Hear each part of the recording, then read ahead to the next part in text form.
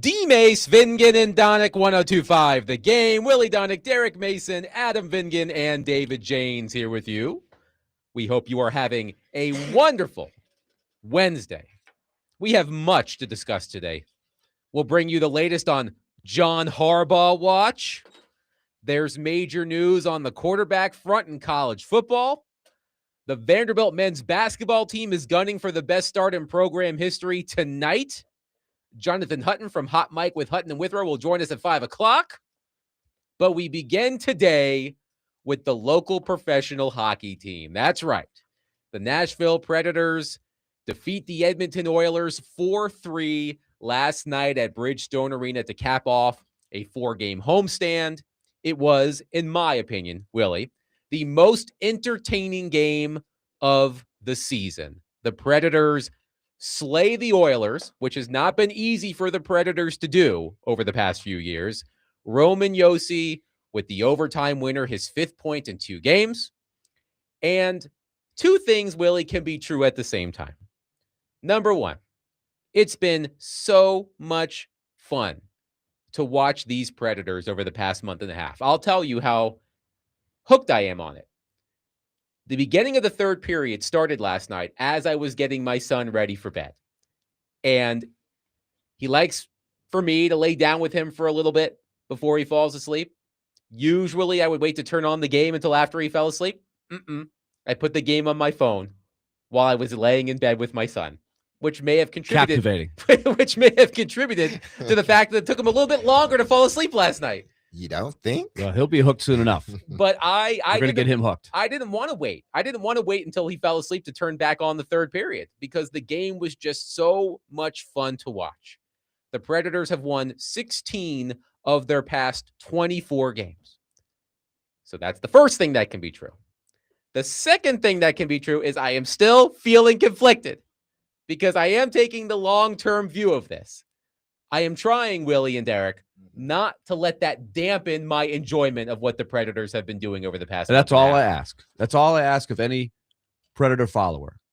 I think it's okay to have these mixed feelings right now, but it's okay to also enjoy the fun. And this homestand was full of drama. They won 3 out of 4. The 3 wins were all come from behind. They were all right down to the wire. 2 of them went to overtime. And last night was, like you said, I do think it was a great nominee for most entertaining game of the year, especially with who was in the house. You know, you got Connor McDavid in there, and he was incredible again. That's probably the best job they've done on him for the most part in the last 16 or 18 meetings. I think the Predators had lost 15 out of 18 to the Oilers. It was just for whatever reason, a team, regardless of who the coach or who was in the Predator lineup, they just couldn't solve those guys. But great character win last night, found a way, and 2 games over 500. How about that? First time they've been at that level for a long, long time. A couple of things stand out to me watching the Predators lately, but especially last night. Number 1, Roman Josi still looks like Roman Josi. And I, like many others, was concerned at the beginning of the season because remember, we found out during the offseason about his POTS diagnosis, and I was wondering how that would affect his play. He missed, about a month earlier this season. The Predators struggled without him. 3-7-2 without him. But since 12 games. But since he came back, he's looking like the Roman Josi we have seen in Nashville for the past decade. Still racking up the scoring chances, still making plays, bringing the puck up ice, possessing the puck in the offensive zone. I mean, that chance he had in overtime last night before he scored the game-winning goal, where he just sliced through the Oilers' defense, just missed scoring and ending the game there. That would have ended up on the SportsCenter top 10 if it had gone in. But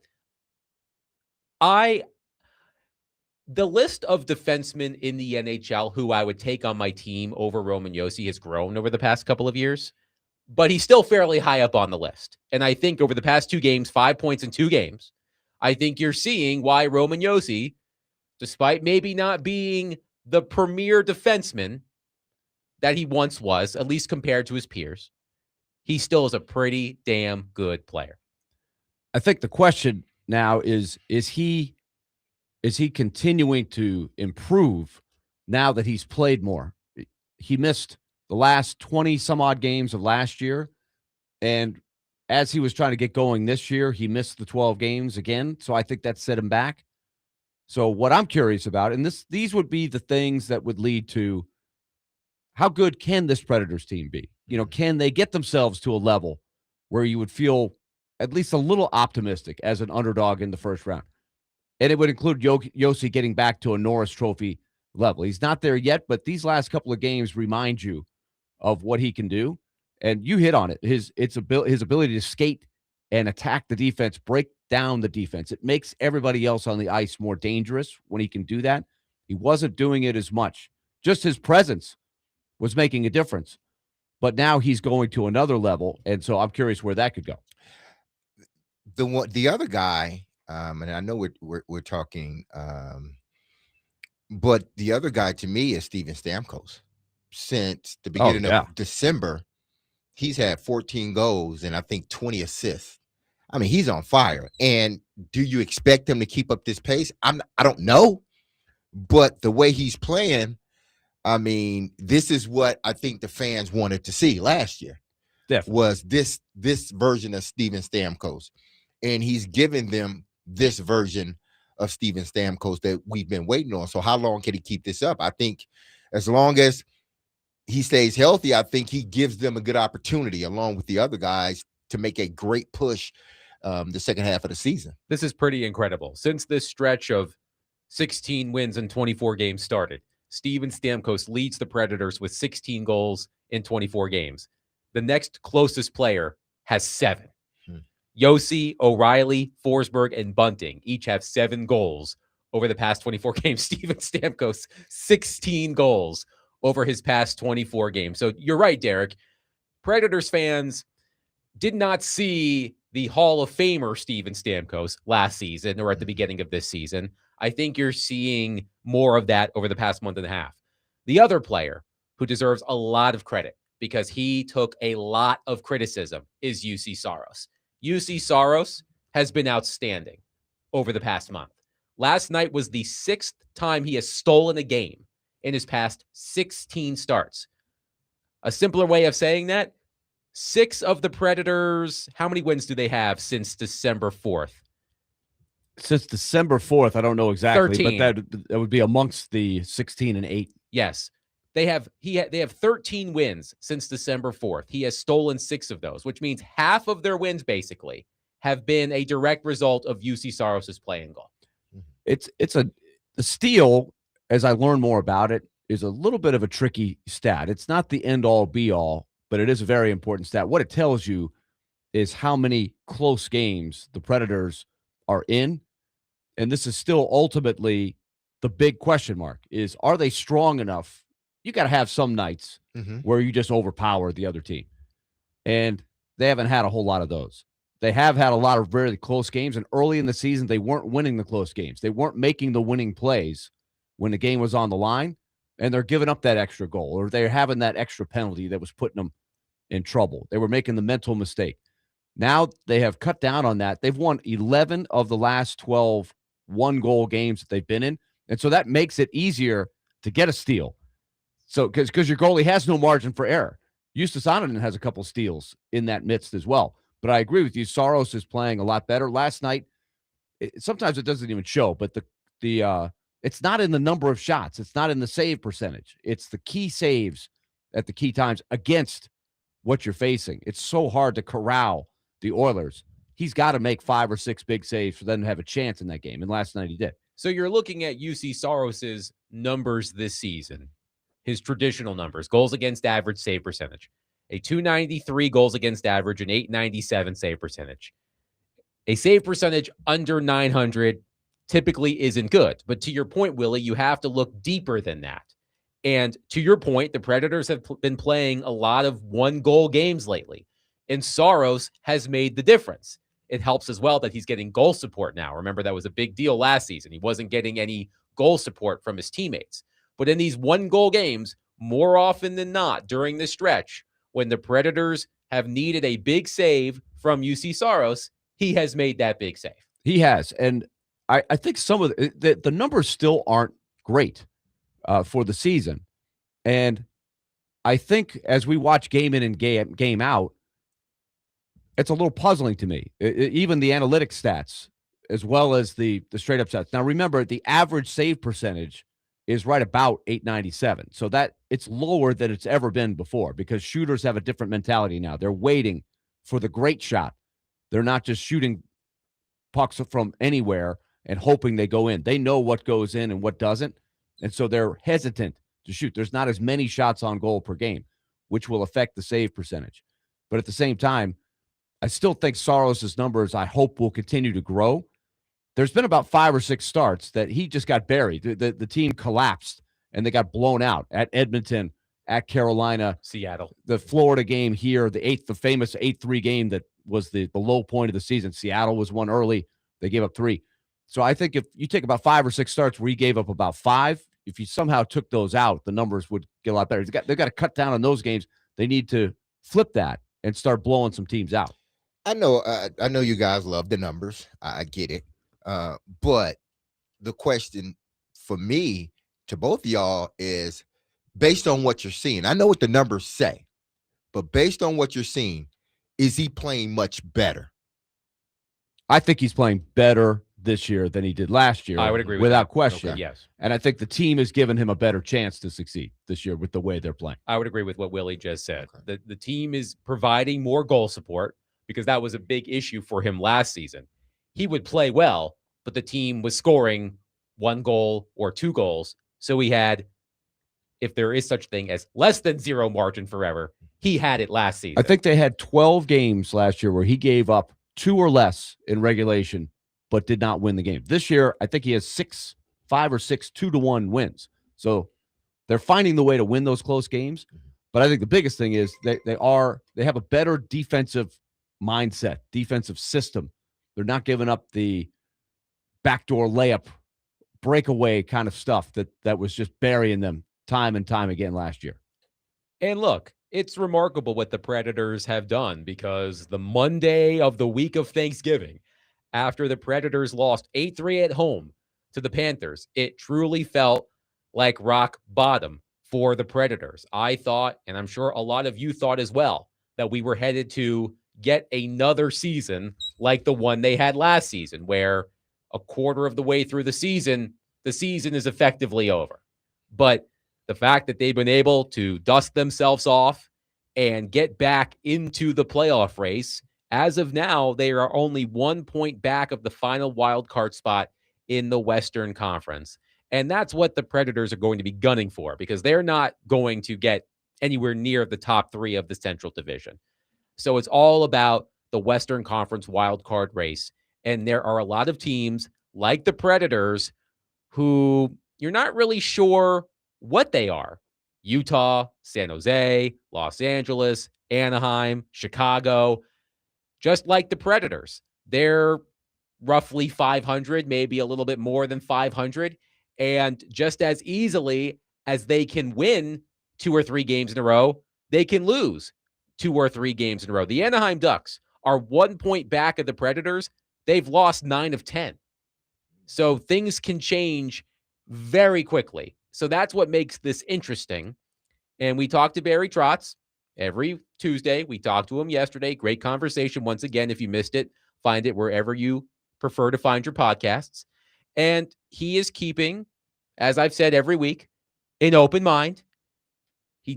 He's not allowing this winning streak, winning stretch to cloud his judgment.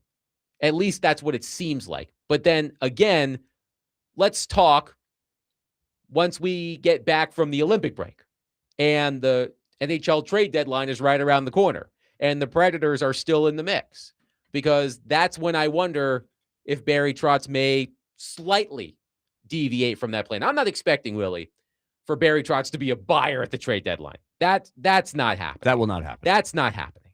But could he stand pat instead of selling? That could happen. So we'll see what happens over the next month and a half because the NHL trade deadline isn't until the first week of March. Well, what's happened is the teams that were clearly tanking the last 2, 3, 4 years, and I would put the group with this: the Blackhawks, the Sharks, the Mammoth, the Ducks. All 4 of those teams are way better. All of a sudden, they're starting to see the light at the end of the tunnel after this long stretch where they haven't contended. They haven't made the playoffs. None of those teams that I mentioned have made the playoffs in a good while, 6, 8 years in some cases, sometimes more. They're starting to get better, and they should continue to improve. And so what that's made it is a conference that there's really no bad teams, maybe with the exception of Vancouver. Now that they've traded Quinn Hughes, they've sort of cratered for now. They got some injuries. They're sort of spinning out of control. Like, I would even say the Jets at 41 points right now, they're not a team that's expecting to, sell. I think they're going to try to get back in it. I don't know if they'll be able to, but they've won their last 3 after losing, 11 in a row?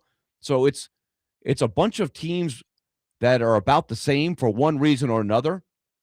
And long term, I think this is what I heard Barry Trotz say, Adam, that I thought was right on. He said these teams with players who accelerate them, like Macklin Celebrini and Connor Bedard, because they've been so bad, they're going to move past some of these teams if they play their cards right, whereas Nashville doesn't really have right now that special accelerator, which he would long for. So that's the dilemma he's in, right? He likes his young nucleus, and I think the young players he feels like in time will form a good young nucleus to sort of take the place of Yossi, Forsberg, Stamkos, the older guys. But there's still a gap in there. So what do you do in that gap? Do you sell off, or do you try to thread the needle? One texter on our text line, driven by WilsonCountyHunter.com, says, season ticket holder, I assure you, the Islanders, Caps, and Oilers games are exactly why I spend money to watch this team. I'm enjoying the hell out of them lately. We can worry about drafts later. And again, that's why 2 things can be true at the same time. You should absolutely enjoy what you've been watching. As I said, last night's game, to me, was the most entertaining game of the season for the Predators. The opponent, the back-and-forth action, the overtime, any overtime with Connor McDavid on the ice, Leon Draisaitl on the ice is going to be exhilarating. But the Predators held their own. Roman Josi scores to win the game. Most entertaining game of the season. You got your money's worth if you went to the game last night. I can still feel conflicted about the long-term view. But it's fun to wake up and look at the scores and look at the standings and say, wow, did they move up? Did they move down? Who else won? You're relevant. And Derek, I like watching a team that's just playing for one another. That's the thing that is jumping out to me, is those guys are really playing for one another right now, and that's fun to watch. Especially when, 2 or 3 weeks ago, there was this anonymous report coming out saying that the locker room was fractured. But now all of a sudden, they're winning, and like Barry said yesterday, was it yesterday or the last time we talked about it? This locker room is tight. These guys enjoy playing with one another. I remember them saying the last time when they first came out, these guys hang out together. When you're losing, everything ain't peachy creamy. You're not going to walk in with the chipper, attitude every time.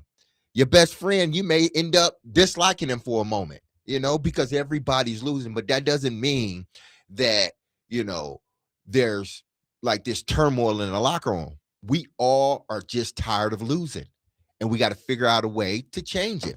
And it seems like they figured out that way. Now, again, is it sustainable? I don't know, but it seems like the fan base is enjoying it. And the more they win, I think the less we will talk about their position in the draft. Also, I saw this last night, which was completely random. It is hockey related. Apparently, Will Levis went to the Anaheim Ducks game last night wearing a Ducks jersey. Good to see Will Levis. This is the first time I've seen Will Levis in months. He was at the Ducks game? Yes. Look, in Anaheim? Duck jersey? There he is. What? In Anaheim? In Anaheim. There he is. That's AI, man. That is no, it's not AI. Nope, there he is. This is the first time I've seen Will Levis. What's he got to do with the Ducks? That's what I'm trying to figure out. I don't know, but it was weird. Is he just going out to Disneyland? Is he from Florida? No.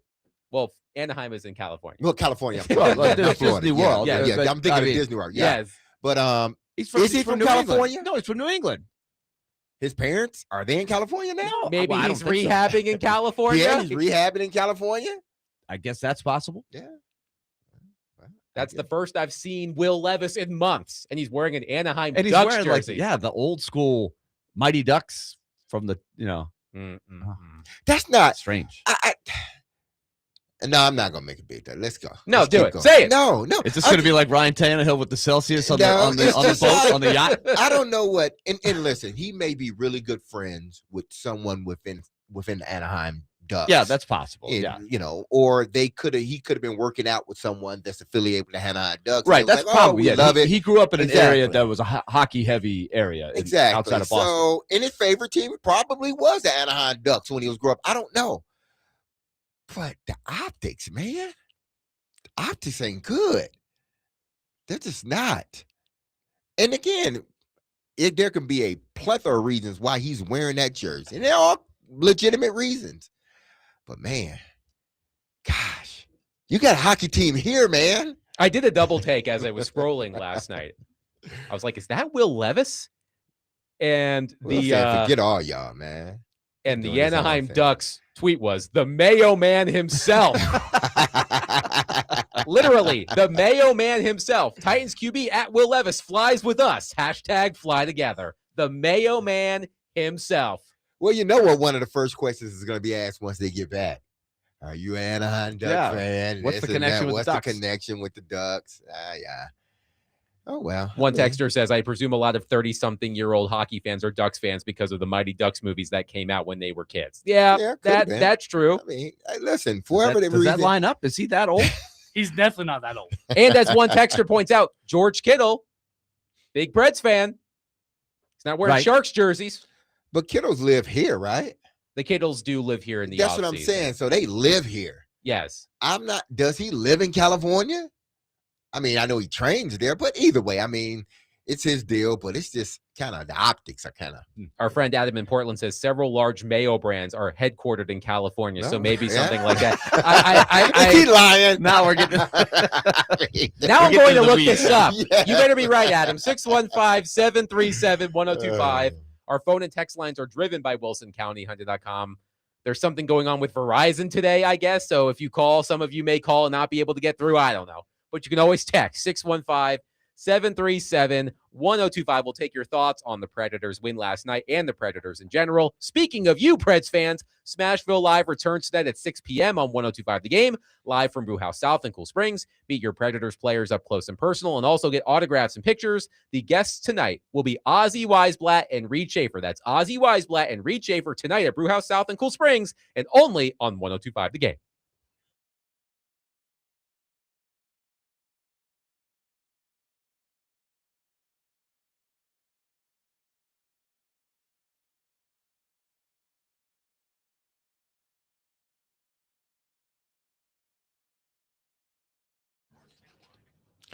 Hey, this is Derek Mason, and if you've been injured in a motorcycle accident, go to lawtigers.com. Go to lawtigers.com for your free case evaluation. Even if your motorcycle accident was months ago, you have nothing to lose by calling Law Tigers.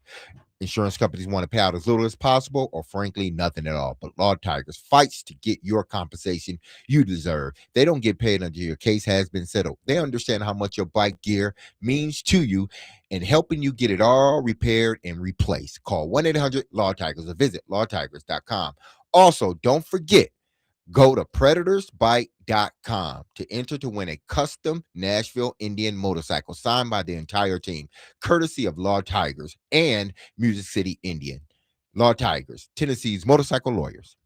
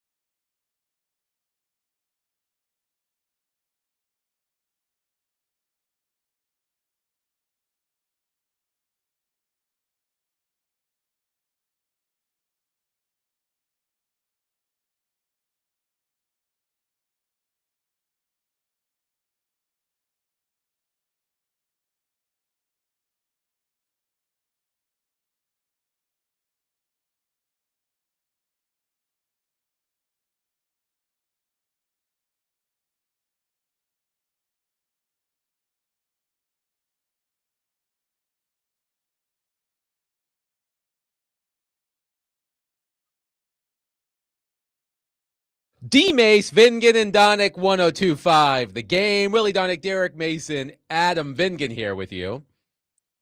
Fortunately for all of us, Nick Suss of the Tennessean published a story in December with the headline, "Where's Will Levis?"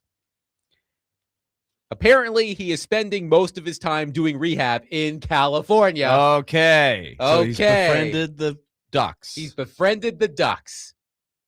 There you go. So there's your answer. To his credit, I have seen him at more than one Predators game. He is a hockey fan. He is a legit hockey fan. Yeah, but still, if I'm Put the jersey on.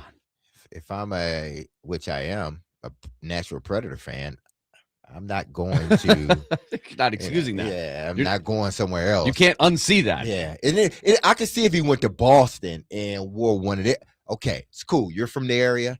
If I go back to Detroit, I'm from the area. I grew up there. Okay. Well, Willie, didn't you tell us a couple of years ago that the Bruins broadcast had on Mookie Betts when the they Bruins wanted were to here? Yeah, well, and he was wearing a Predators jersey and he had to take it off or something like that? In my recollection, I think what happened is Mookie Betts wanted to come to a Predators game. Mm-hmm. He didn't really even know who they were playing. He was just like, I just want to come to a game. I said, I see they're home.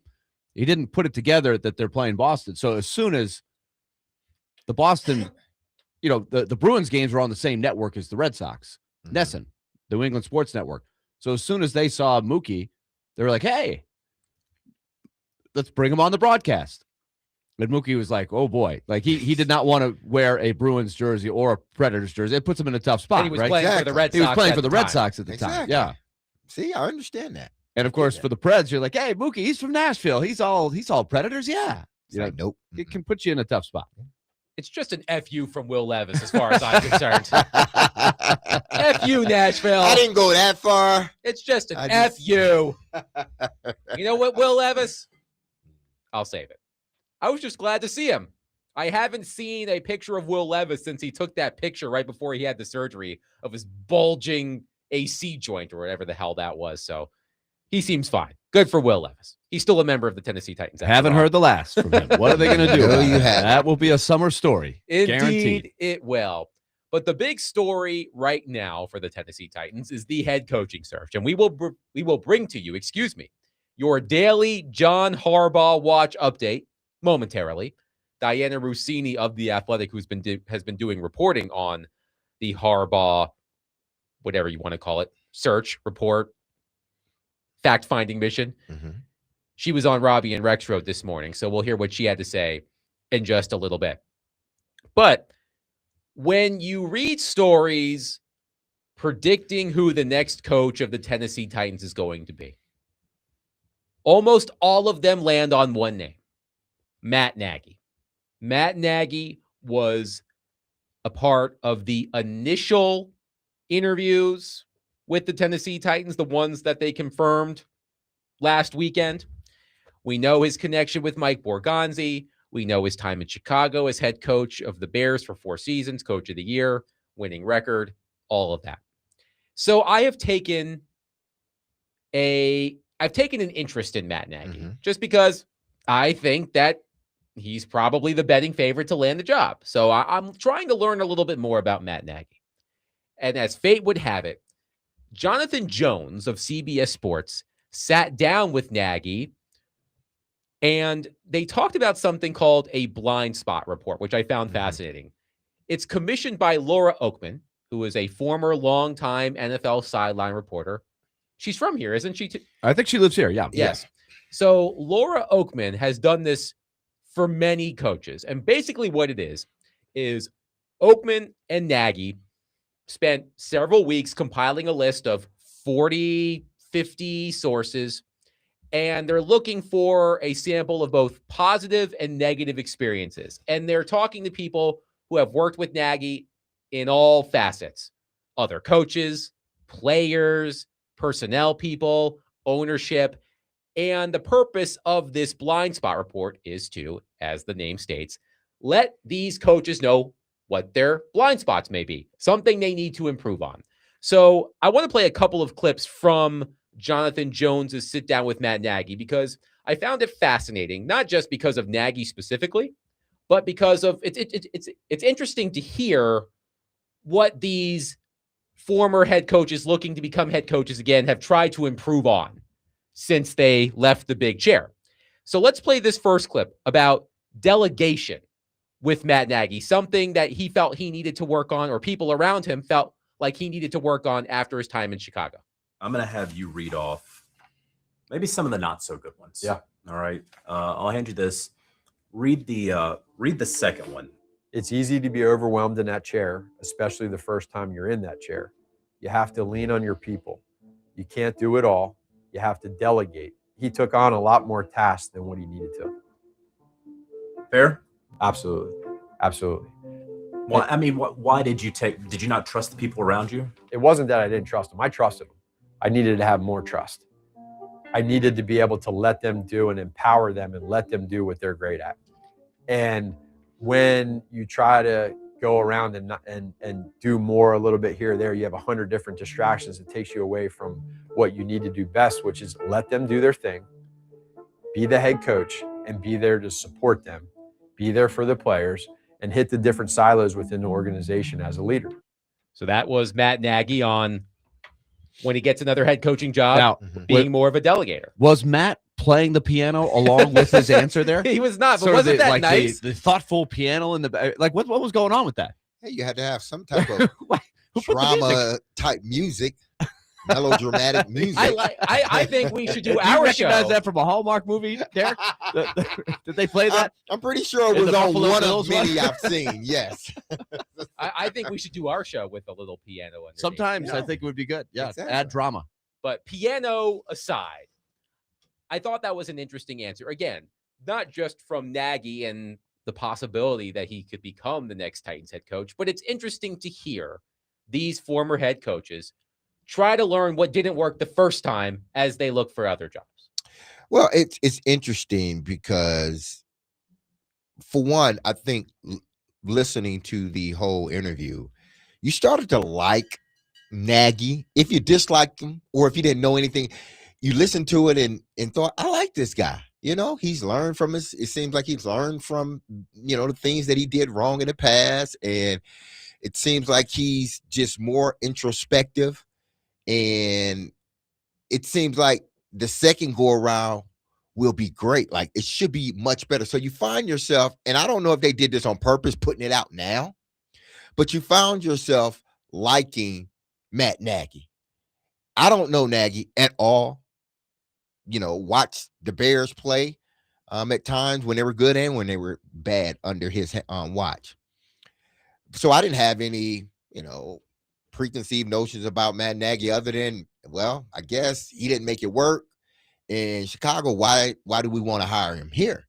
But then listening to him and looking at some of the things that he sort of mulled over on his own, and then having other people, come in and help him assess his coaching, ability, you start to like Matt Nagy. You think you kind of know what he's about a little bit, but you start to like him.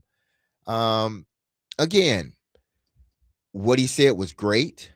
I think the Titans tried, and it was very important with what he said. Well, I guess what Laura Oakman told him, or I think it was somebody that one of these anonymous people that helped with the report, that, basically you got to learn how to delegate.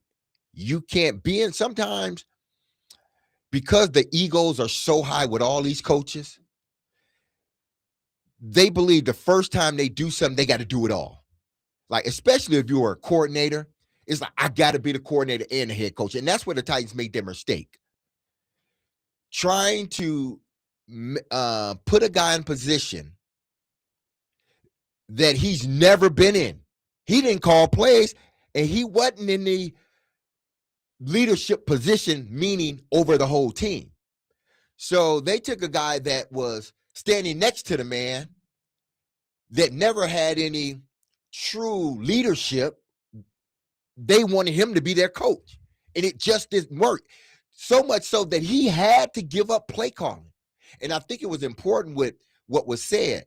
Listen, sometimes, especially when you're taking a job after the second go around.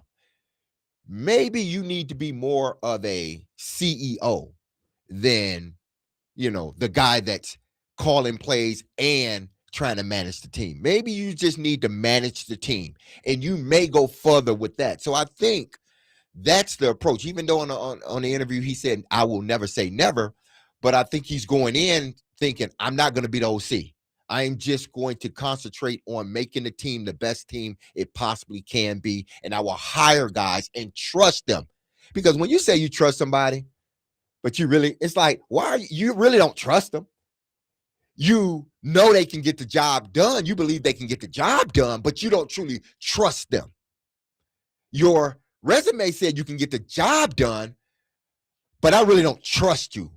That's the way it seemed like with him. Now he has to, if he's going to get another shot at this, he's going to have to trust whoever he hires as OC and let them be the OC. 615-737-1025. We'll play more from this interview from Matt Nagy. And Matt Nagy, more than any other potential head coach out there, is putting himself out there. He did this interview with Jonathan Jones. He did an interview with Dan Pompei of The Athletic. I believe he was a part of that story. He may have been Dan Pompei may have talked to people around Nagy versus Nagy specifically. I'll have to go back and look at the story. Either way, there is a full court press here by Matt Nagy's team to get him back out there as a potential head coach. 615-737-1025. We are broadcasting from the Busy Bee Plumbing, Heating, and Air Conditioning Game Nashville Studios, home of the $99 yearly Beehive membership, where the buzz is always about great service.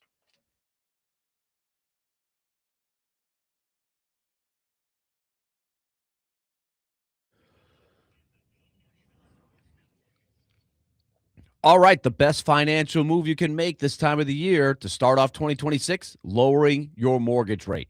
Right now, Loan Pronto delivering as low as 4.99% fixed APR, the lowest rate in years. So take advantage while you still can. You can get a better mortgage rate, which is going to save you hundreds, maybe thousands of dollars a month with your mortgage. And on top of that, you will be in a position as well, if you need it, to get money out of your home's equity. You need cash to pay off high interest credit card bills or high interest car loans, other things that have piled up that are killing your budget. Talk to Loan Pronto and get the info on all of this right now. Act now. 615-499-5780 or loanpronto.com. That's 615-499-5780 or loanpronto.com. Start this new year by wiping out all higher interest debt and lowering your bills by thousands. See how much cash you can get and go to work. 615-499-5780 or loanpronto.com. Equal housing lender, NMLS 166-1781, APR for well-qualified buyers. Visit NMLSconsumeraccess.org.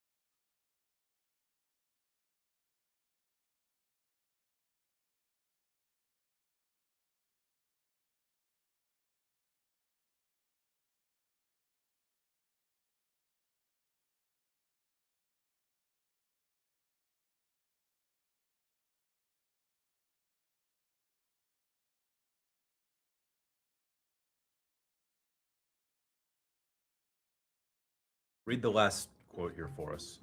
Take a long, hard look at calling plays. He's great at it, but I think his leadership, vision, and the way he touches people and communicates with people will have a stronger impact because it's rare.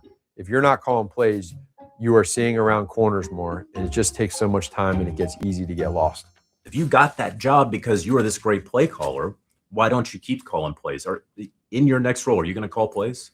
So I would start off by saying every situation is a little bit different. I've always been taught to never say always and never, right? Okay. But really, for me, I'm really intrigued by the CEO leadership role. A lot of stuff that came back from the positive side in the blind spots was just that they feel like, and I do believe that a lot of my strengths is from the leadership side of being able to build relationships, empower people, be a leader of people. And I have over the last 2 years really spent some time talking to some coaches and some people on that leadership side of coaches that aren't maybe calling plays and more of the CEO style approach. And it's been very intriguing and neat to hear. That was Matt Nagy with Jonathan Jones of CBS Sports going over his blind spot report. I kind of want to do one of these now. Yeah. I'll get the two of you to do it. I'll get David to do it. I'll get Chase to do it. I'll get my wife to do it. I'm sure nothing will go wrong. Nothing. You want us to be anonymous? Well, that's the point of the blind spot But review. I'm pretty sure you will know who put what. Like, you know what you yeah, you know guys which got one. tells. You guys got tells. You would be able to tell what your wife put. Yeah, that was her. Yep, she did. Yep. Mm-hmm. I do think something you hit on the last segment is very intriguing, that he is definitely putting himself out there publicly and sort of interviewing for everybody and trying and hoping.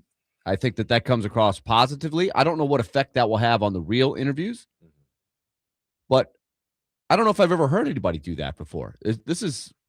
I don't recall any exercise like this in the past.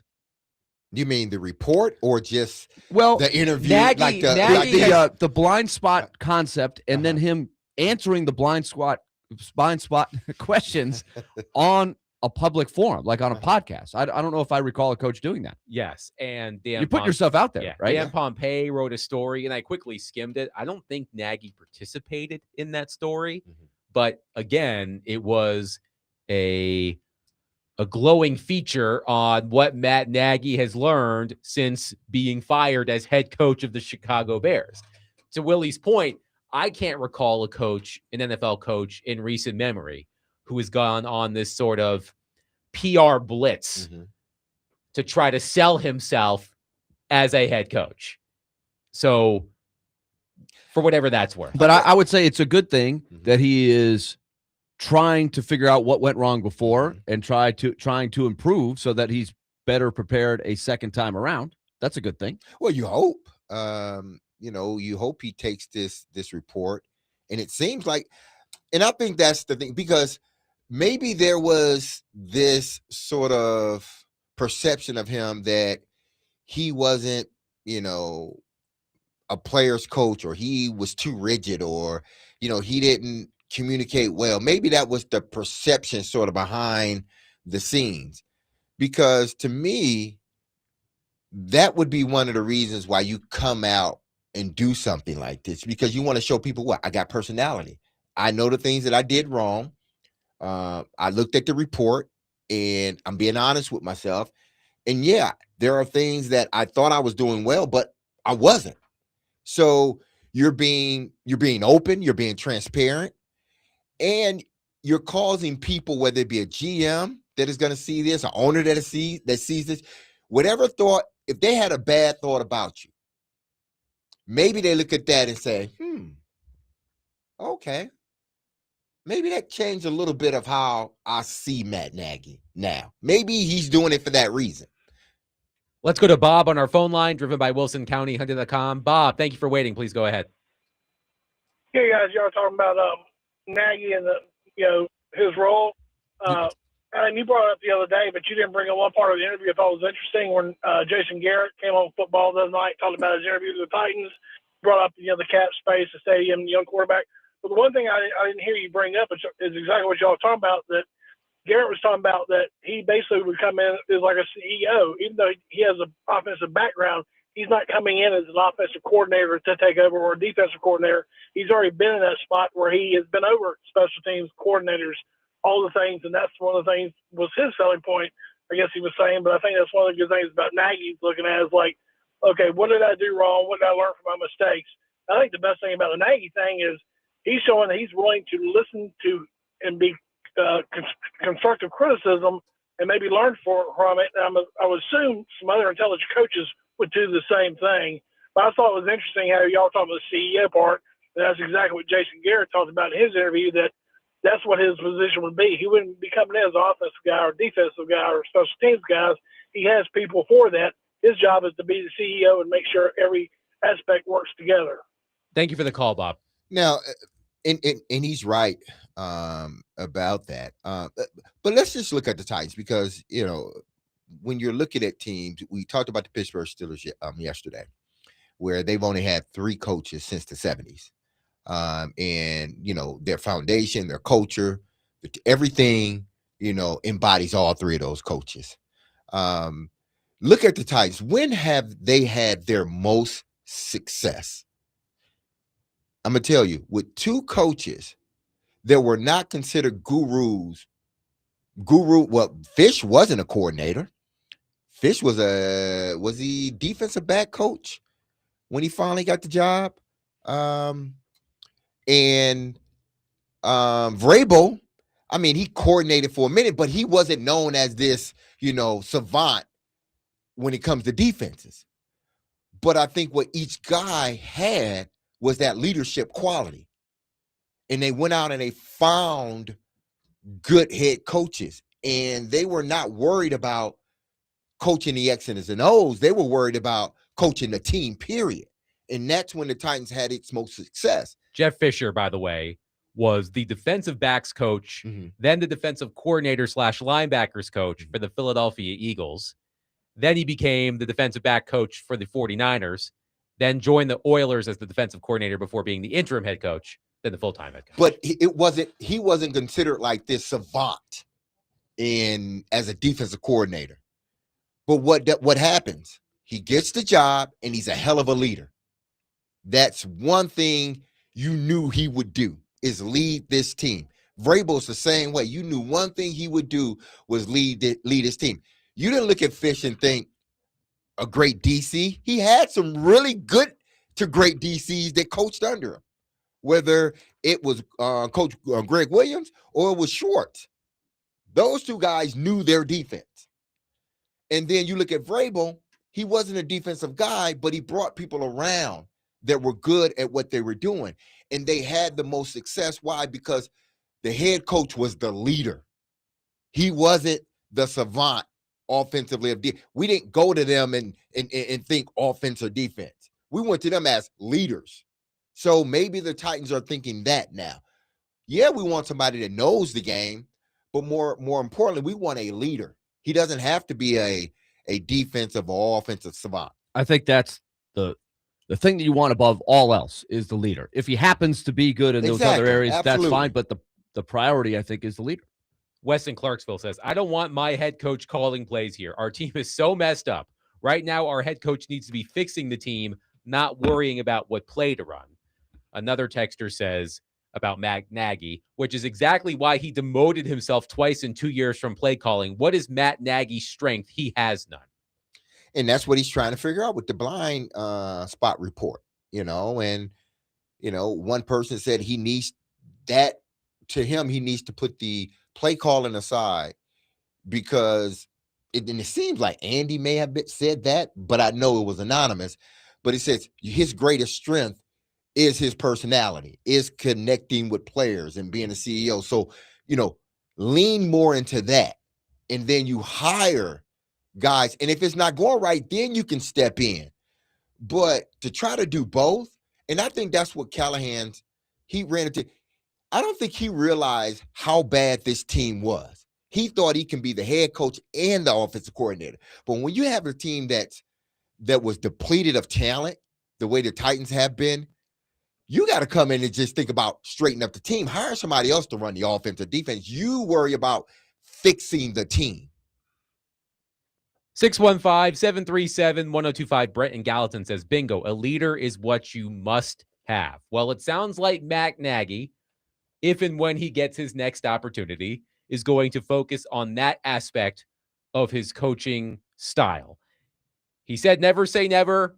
Maybe I'll call plays, but it sounds like if he lands a head coaching job, that's not what he's going to do.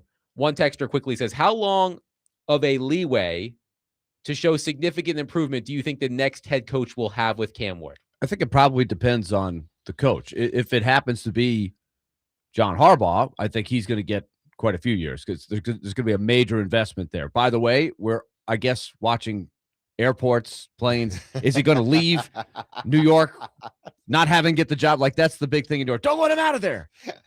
Don't let him out until he signs. Are we flight tracking? Have we started? I was listening to the MMQB this morning. They were flight tracking. They had it all like this plane was only here for 40 minutes. It's a private plane that had to be what was taking Harbaugh from here to there. And he's going to see the Giants. Well, remember how dangerous that was with Shohei Ohtani in Toronto. Yes. That did not work out well. So be careful if you're flight tracking.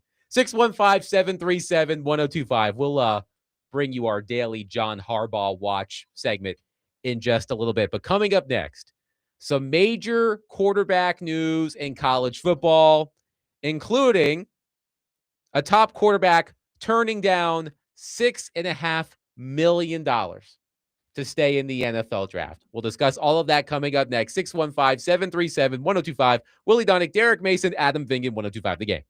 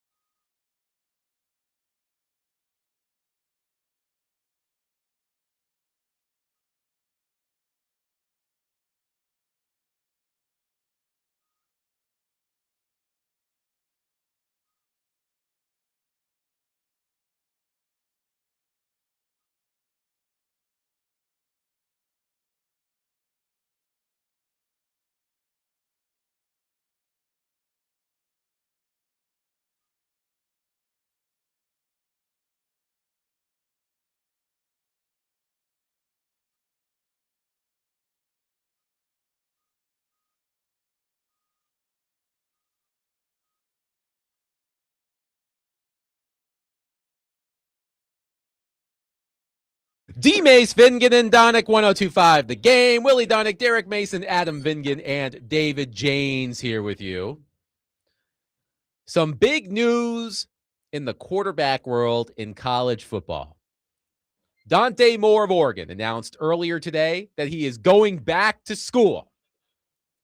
So the second best quarterback prospect in the 2026 NFL draft behind Fernando Mendoza is back to school, probably because he didn't want to play for the New York Jets. Am I right? Yeah, probably so. I did his performance against Indiana. That didn't help either. That didn't help either. But now the second best quarterback prospect in the NFL draft is Ty Simpson. And I don't know if you guys have been following this story. So Ty Simpson declared for the draft about a week ago, but there were some major programs pushing him to stay in school. Reportedly, Miami offered Ty Simpson $6.5 million to forego the NFL draft and play at Miami. Think about that quarterback lineage. Cam Ward, Carson Beck, Ty Simpson. But that's not happening because Ty Simpson is staying in the draft. Also reportedly, Ole Miss and Tennessee offered Ty Simpson $4 million per season. In 2025, his base salary at Alabama was $400,000. It doubled to $800,000 with incentives. But Miami was willing to pay him $6.5 million to stay in school, and he decided to go to the NFL draft. He's got to have some people, D. Mace, really convincing him that he's going to be not just a first-round pick, but a high first-round pick. Yeah, he must. But also, I mean, look, I don't know what 2027 draft is going to look like because they thought this year's draft was going to be one of the best, but it turned out not to be because those quarterbacks either didn't come out or they didn't play so well. But I know Manning comes out next year. Arch Manning. And then Dante Moore may come out again next year. Lenore Sellers, right? Sellers. Is Lenore Sellers staying in school? Well, he's only a sophomore, right? So I don't know. Be a junior. He was a redshirt. He was a redshirt. Okay. So he'll be eligible. He is coming back. Okay. So Lenore Sellers is coming back. Arch Manning is coming back. I guess Julian Sane is coming back. Dante Moore now is coming back. Exactly. So you're looking at next year's crop and you're saying, well, if I'm going to have any opportunity at being, a first round pick, it's going to be this year. And I don't know if he was paying attention to what Dante Moore was doing. And I don't know if he decided to go to the NFL period first, or Dante Moore decided. It must have been him deciding he's going to go to the NFL. But if you look at it, I think next year would have been a little bit harder for him to be a first round pick unless he just, unless he stayed and had a Heisman Trophy like season. But he felt that this year with Mendoza really being the guy, that if the workouts go the way he hoped they go, because the first 6 or 7 weeks of the season, this guy was on fire. They were talking about Heisman. He peaked right when Alabama played Vanderbilt. Exactly. So this guy was on fire. And then all of a sudden, with injuries and everything else, all of a sudden his stock started to fall. Well, I mean, maybe he feels now this would still be the best time for him to come out because he believes probably once he get into the workouts, pre-draft workouts, they will see him as a legitimate first round quarterback, and he doesn't have to go through so many other quarterbacks. Question that pops into my head in light of what we just saw with basketball, where a guy put his name in the draft, got drafted in the second round, didn't sign, and went back to college. He's playing for Baylor. I'm sure there's some lawyer sitting there telling Ty Simpson, hey, you don't like where you get drafted? Don't sign. Then take the $6.5 million and go back to Miami or wherever. You think somebody would ever try that? I mean, man, I think at this point, it would have sounded crazy at one time. Now, I don't know if it now sounds it doesn't. I think No, it it almost doesn't. happened this year, didn't it? Because of the guy. Oh, yeah, the defensive lineman. Yeah, the defensive lineman from, I think, the Browns. Oh, no, the Bengals. Yes, he got drafted. I forgot what college he was from. Texas A&M. But he wanted to go back into the draft. And I don't know what has happened with it. I guess he is still, he's playing for the Bengals, but there was a point where it was a story where he wanted to go back to school. Right. So there are baseball players, for example, out of high school and even out of, let's say you get drafted your junior year in college. You have a choice. You can sign, or you can elect not to sign and go back and play college ball. So what would be different really in football? Nobody's ever done it. But with all the NIL money, wouldn't that be something maybe you would weigh? Let's see where I get drafted. I'll get I got drafted in the 5th round. I thought I was going to go higher. I'll just go back and take my couple mil at X school.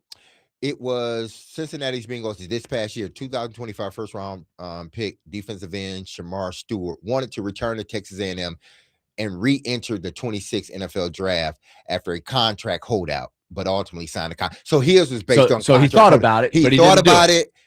They didn't do it. They worked out a contract. But I wonder, like you, how far that would have gone. Because this is the Wild West now. Mm-hmm. It's been proven almost every time that if you challenge the rules, you find out that there really are no rules. Ty Simpson spoke to Chris Lowe of On3, and I did think of Willie when I read some of his quotes, because you know Willie. He wants the college experience to be all about camaraderie and friendship and unity. There's value to that. There's value to that, Adam. Money. I'm proud about I say the money. As I tap I'm not the backing sign, down. I'm not backing down. As I tap the sign, it's not about making friends. It's about making money. But I heard this quote, or I read this quote from Ty Simpson to Chris Lowe, and I immediately thought of Willie. First of all, here's Ty Simpson to Chris Lowe on the negotiation process. Quote, Miami was kind of like, all right, we're moving on. And then they lost out on Sam Levitt and came back with that big number, being $6.5 million. And then Ole Miss called again and said they could match it. Ole Miss initially offered $4 million, apparently was willing to match $6.5 million, and Ty Simpson turned it down. Here's the quote that made me think of Willie. Quote, this is where you need the piano music from the Nagy thing. Everybody would just remember me as the guy who took all this money, went to Miami or Tennessee for his last year, but I was a captain. I put my hand and footprints in the cement at Denny Chimes. I would have lost everything that I built at Alabama. That hits Willie right in the feels. Man, I like this guy. If you felt you want, if the draft was loaded with quarterbacks, his boy would have probably been back to Alabama. They would have gave him more money to stay. But again, listen, he felt that I think he felt that this was the year, if any, for him, it was the strongest thing that he can do as far as his draft position, because he wouldn't have to compete with a lot of quarterbacks that may be coming out next year. Now he still has to compete with guys, whether it's Nessmeyer or John Mateer? John Mateer at Oklahoma. Carson Beck is coming out, and depending on what he does in the national championship game, he can up his stock. So he still may not be a first rounder, but I think the worst will be a second. I just think the more I think about it, I do wonder who will challenge, because it's just been an assumption that every college player is dying to get in the NFL. But now, with all of the money available to you, and the fact that if you're a fringe player in the NFL, you're not going to make nearly that money. And in theory, you could just go back into the draft the next year if you have college eligibility. Like, why wouldn't you have an agent negotiating on your behalf before you ever sign a pro contract? Oh, you don't. Here's the rookie contract. Well, my guy's actually better off making several $1 million staying in college. I just wonder if that's going to happen. The other thing I'm wondering about, what the hell is Tennessee going to do at quarterback? Because the Vols have missed out on all of these top transfer quarterbacks. Sam Levitt, we just mentioned Sam Levitt, formerly of Arizona State. He signed with Lane Kiffin at LSU after taking visits to Miami, Tennessee, and Kentucky. And I think the majority of the top transfer quarterbacks are spoken for. So unless Joey Aguilar gets another year of eligibility, he's part of Diego Pavia's lawsuit. So unless he gets another year of eligibility, what are the Vols going to do at quarterback? I don't know what the answer is. Go back to Nico. No, I don't think that's Nico's going brother? to happen. Nico's brother? Where does he play? He's been on about 4 campuses. Yeah, he was I think it's UCLA. She's still at Oh, UCLA? okay. Okay. I thought he had left UCLA, but oh well. I lost track. He was in Arkansas, I think, at one point before he went. Been around like his brother. But we know last year with Tennessee, with the Iamali drama, that they had to act fast, and they essentially traded Nico Iamaleava for Joey Aguilar. But now Aguilar may be on the way out, and I don't know who's going to play quarterback for Tennessee.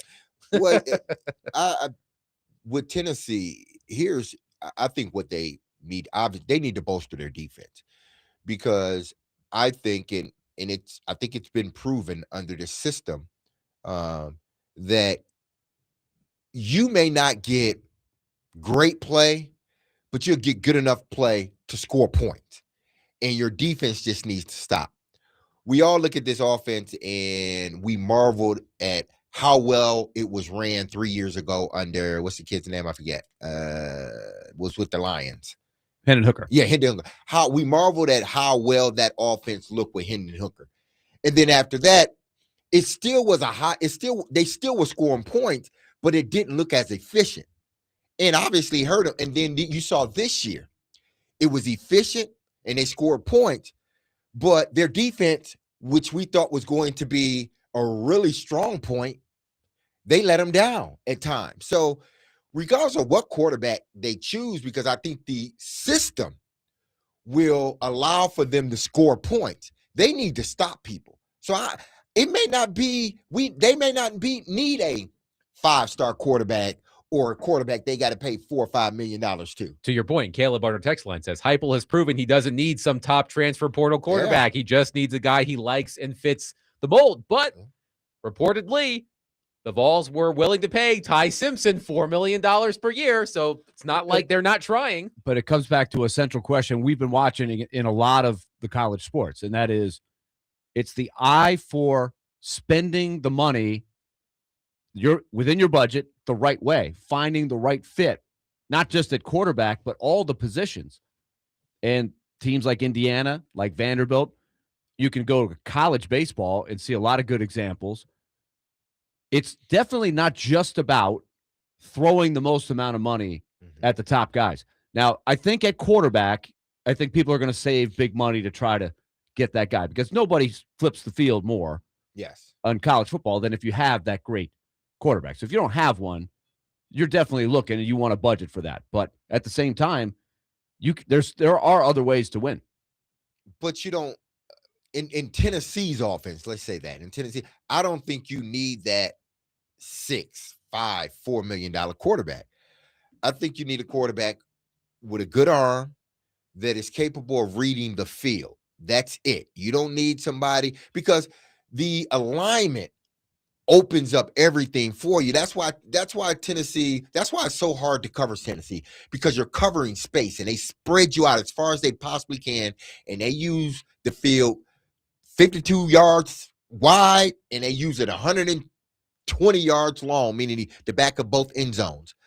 That's the problem. You got to cover so much space. So again, you just need somebody that can run your offense efficiently. He doesn't need to be Hendon Hooker. He doesn't need to be, Mendoza. He doesn't need to be that guy. It'd be great if Tennessee had one of those guys, but he needs to run the offense the way it needs to be ran. That's it. Richie from White House says, with Dante Moore returning to Oregon, how will this affect the Titans in the draft? Not many quarterbacks going into the draft, which will mean that other teams ahead of the Titans will probably take the best player available. That is not a quarterback. A reminder of the 3 teams ahead of the Titans in the draft order: the Raiders, who are probably going to take Fernando Mendoza, the Jets, who need a quarterback, and the Cardinals, who probably also need a quarterback. That's a tough call, because Kyler Murray every year is a mystery. He's a riddle. Wrapped in an enigma. He's a riddle wrapped in an enigma. I would go as far as to say that, wouldn't you? Yeah. He's just good enough that maybe he'll have that big year. And then just bad enough to not have it. And he has a few weeks where oh, he's getting there. And then something happens, either gets hurt or he stops playing well. And at the end of the year, you're like, but he's not bad enough to you'd be like, we got to get rid of this guy. Because you're afraid that you can do a lot better, but you can do a lot worse. Yeah. So what do? Would you pick a quarterback if you're the Cardinals? What do you do with Kyler Murray? But Ty Simpson, now correct, you guys tell me. I don't know if Ty Simpson is number 3 pick in the draft worthy.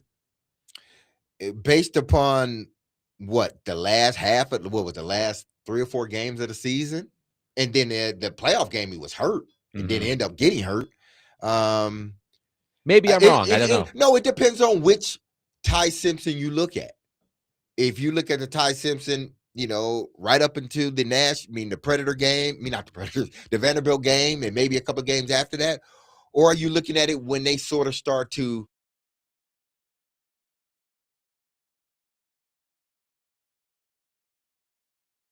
also true freshman Faison Brandon and redshirt freshman George McIntyre? Those are the quarterbacks on the Vols roster. I do think that someday it will trend back to you develop your guy and hold on to him, and you sell them on. It's hard to do that, Joe. It's very hard. Very hard to do it in college. But I do wonder if enough teams will have success with that model to make it happen. I'd like for it to. I'd like to see some stories like that. See more stories like that, but it's going to be hard to do it. Because guys, if they're not playing or if they feel they played well enough to get more money and they don't get it, they're looking to move. And you don't even have an opportunity to develop them in the offense, that you're running. And let's go back to the Tennessee thing. This is why I think Tennessee doesn't need a 4-star guy. I don't think Aguilar was going to be a top pick. I think at best 3rd round. So you got a guy, and he may turn out to be, if the injunction, if he can't play his senior year, he may turn out to be a really good quarterback. I don't know. But if him being a potential NFL prospect, where do you think his draft stock is at? I would say 3rd round. So they had basically what I'm saying is they had a projected 3rd round NFL player running their team. And it really wasn't because of him that they didn't make it to the college football playoffs. So you don't need that 5-star guy. Aguilar, what did he do? He ran the offense efficiently, something we didn't see from Nico the year prior. One texter says, the portal changed recruiting too. My nephew is a 3-star quarterback recruit. He's going to a Sun Belt Conference school, and their entire pitch was come here and collect $80,000 a year for 2 years and be showcased, then enter the portal and go to a big school. So recruiting that package, that is something that I think is a trend. So right? the smaller schools are going to end up being the feeders. Correct. Yes. For the bigger schools. It's the minor leagues. They already are. It's the minor leagues. But now it's like, let's try to get the better quarterback to come out and realize it. Exactly. That instead of sitting on the bench and then transferring after your red shirt or whatever, just come here and play. Yeah. And we'll give you something, and then you can go. You can go. And they're inviting you. Yeah. We know we can't keep you. That's an interesting hook. 615-737-1025. We'll take your thoughts on the world of quarterbacking in college football. A lot of moving parts. But coming up next, we have a fresh update on John Harbaugh Watch. A fresh update. Piping hot, right out of the oven from somebody who was on this station earlier today. And we will bring you that John Harbaugh Watch update coming up next. 615-737-1025. We are broadcasting from the Busy Bee Plumbing, Heating, and Air Conditioning Game Nashville studios, home of the $99 yearly Beehive membership, where the buzz is always about great service.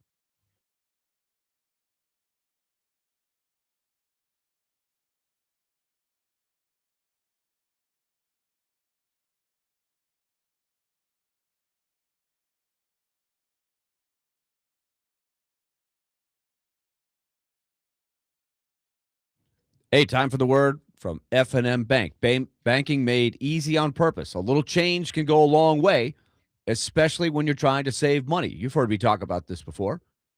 If you haven't checked out F&M Bank's Smart Swipe Roundup feature, it's time to. F&M's Debit Card Roundup Smart Swipe feature is a great tool. It deposits change to your savings account every time you make a debit card purchase. So you have that debit card from F&M Bank, use it to buy your morning coffee, $5.28. Smart Swipe would then round up the purchase to $6 and transfer the 72 cents into your F&M savings account. Just an easy way. Every time you use that card, you're going to be saving a little bit of money. It's going to build your savings every time you use it. So saving money can be hard. F&M Bank can make it easy. That's just one of many tools they've got at myfnbank.com. Find the nearest location to you. There are 20 in our listening area. So find out one that's in your backyard and tell them you heard about Smart Swipe from us here at 102.5 The Game, because all of us know that a little change can make all the difference. It's F&M Bank, member FDIC.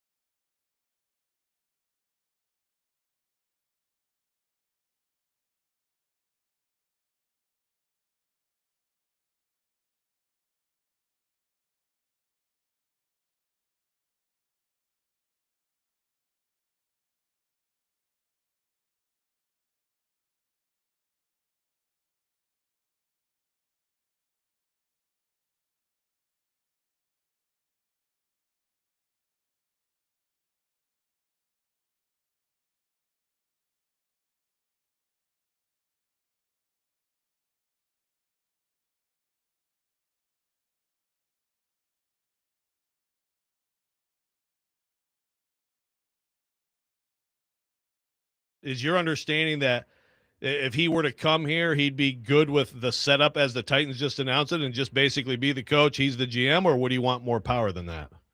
Yeah, I get the sense that the setup that stands right now is what he's comfortable with. He's not trying to come in here and change this up again, right? They definitely have a unique setup there. Obviously you have the Atlanta Falcons who have a bit of, I guess it's kind of similar to what the Titans have, except the person really running point now is Matt Ryan, since he's the president of football, which is I guess kind of a new title. But he's going to oversee everything. And then in New York, you have really just Joe Shane. And from speaking to all three teams and even speaking to the Harbaugh side to this, it doesn't seem that anyone's setup is detracting him because he is power hungry or feels that he has to have the final say. That was Diana Rossini of The Athletic this morning with Robbie and Rexroad talking about John Harbaugh. And Diana Rossini has a fresh new update on Harbaugh Watch 2026. Quote, John Harbaugh will fly out of Teterboro Airport very soon back to his home. That's in New Jersey. His home is not in New Jersey. Teterboro Airport is in New Jersey. He will fly out of Teterboro Airport very soon back to his home, where he is scheduled to meet with the Tennessee Titans decision makers on Thursday. Sources tell me the meeting will serve as a formal in-person interview with the Titans at Harbaugh's residence. She adds, keep in mind, all John Harbaugh has to do is call his agent and says he wants to move forward with the Giants. If that happens, the Giants can make it official and everything else comes off the table, but the Giants let him leave the building. And now the Titans are reportedly meeting with Harbaugh at his home tomorrow. So that sounds like she's reporting without actually saying it, that the offer is out there. The Giants have offered him the job. Kind of sounds like that, yeah. I mean, that's just an assumption, I guess. I think we all would assume that. Yes. Yeah. Are you surprised, Derek, that he is diving back in this quick? He just got fired, and he has gone full on. Yeah. I just think he believes that he has unfinished business, I think.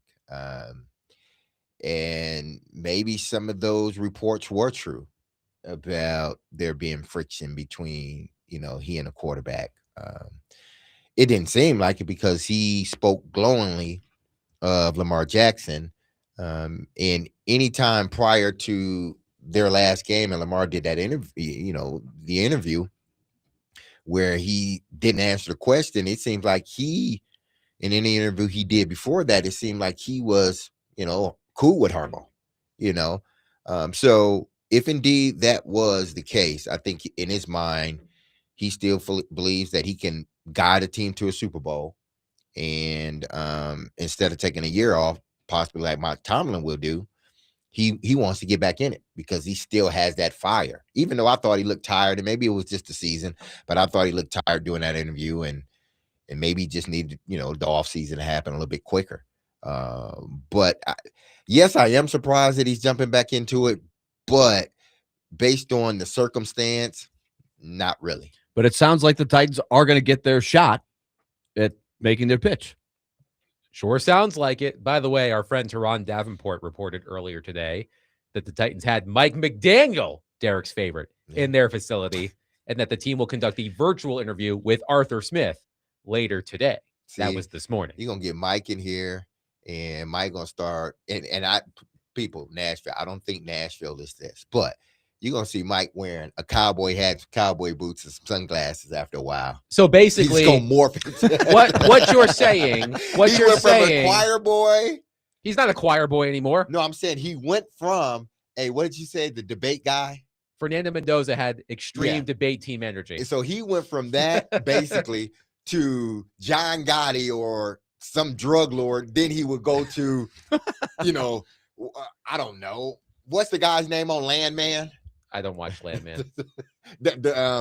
What's his name? I forgot his name on the show, but he's gonna turn into that guy. What you're saying is that if Mike McDaniel were to be hired by the Titans, he would start dressing like Post Malone does now. Basically, there you go. There you go. So, and the Canadian tuxedo, the cowboy hat, the big belt buckle, the boots, the boot. He'd be on the sideline. So he'd be on the sideline like Bum Phillips. There you go. Bum Phillips did have a distinct look on the exactly, sideline. absolutely. Nothing close to a headset or a wire of any kind. Oh, just no. straight up 10-gallon hat. Let's play. And the boots. Defense that on the field. That will be McDaniel. It is so awesome. We did this over the summer, watching an old football game, how the head coaches back then, no headset, just pacing the sideline, sometimes sending in the play. But that was just how it rolled. They didn't have all that technology, iPads and anything like that. How much does it surprise you that the Titans seem, emphasize this word, seem to be in this? Because when John Harbaugh was first fired, that was last week, right? It feels like it's been weeks, but it was only about a week ago, right?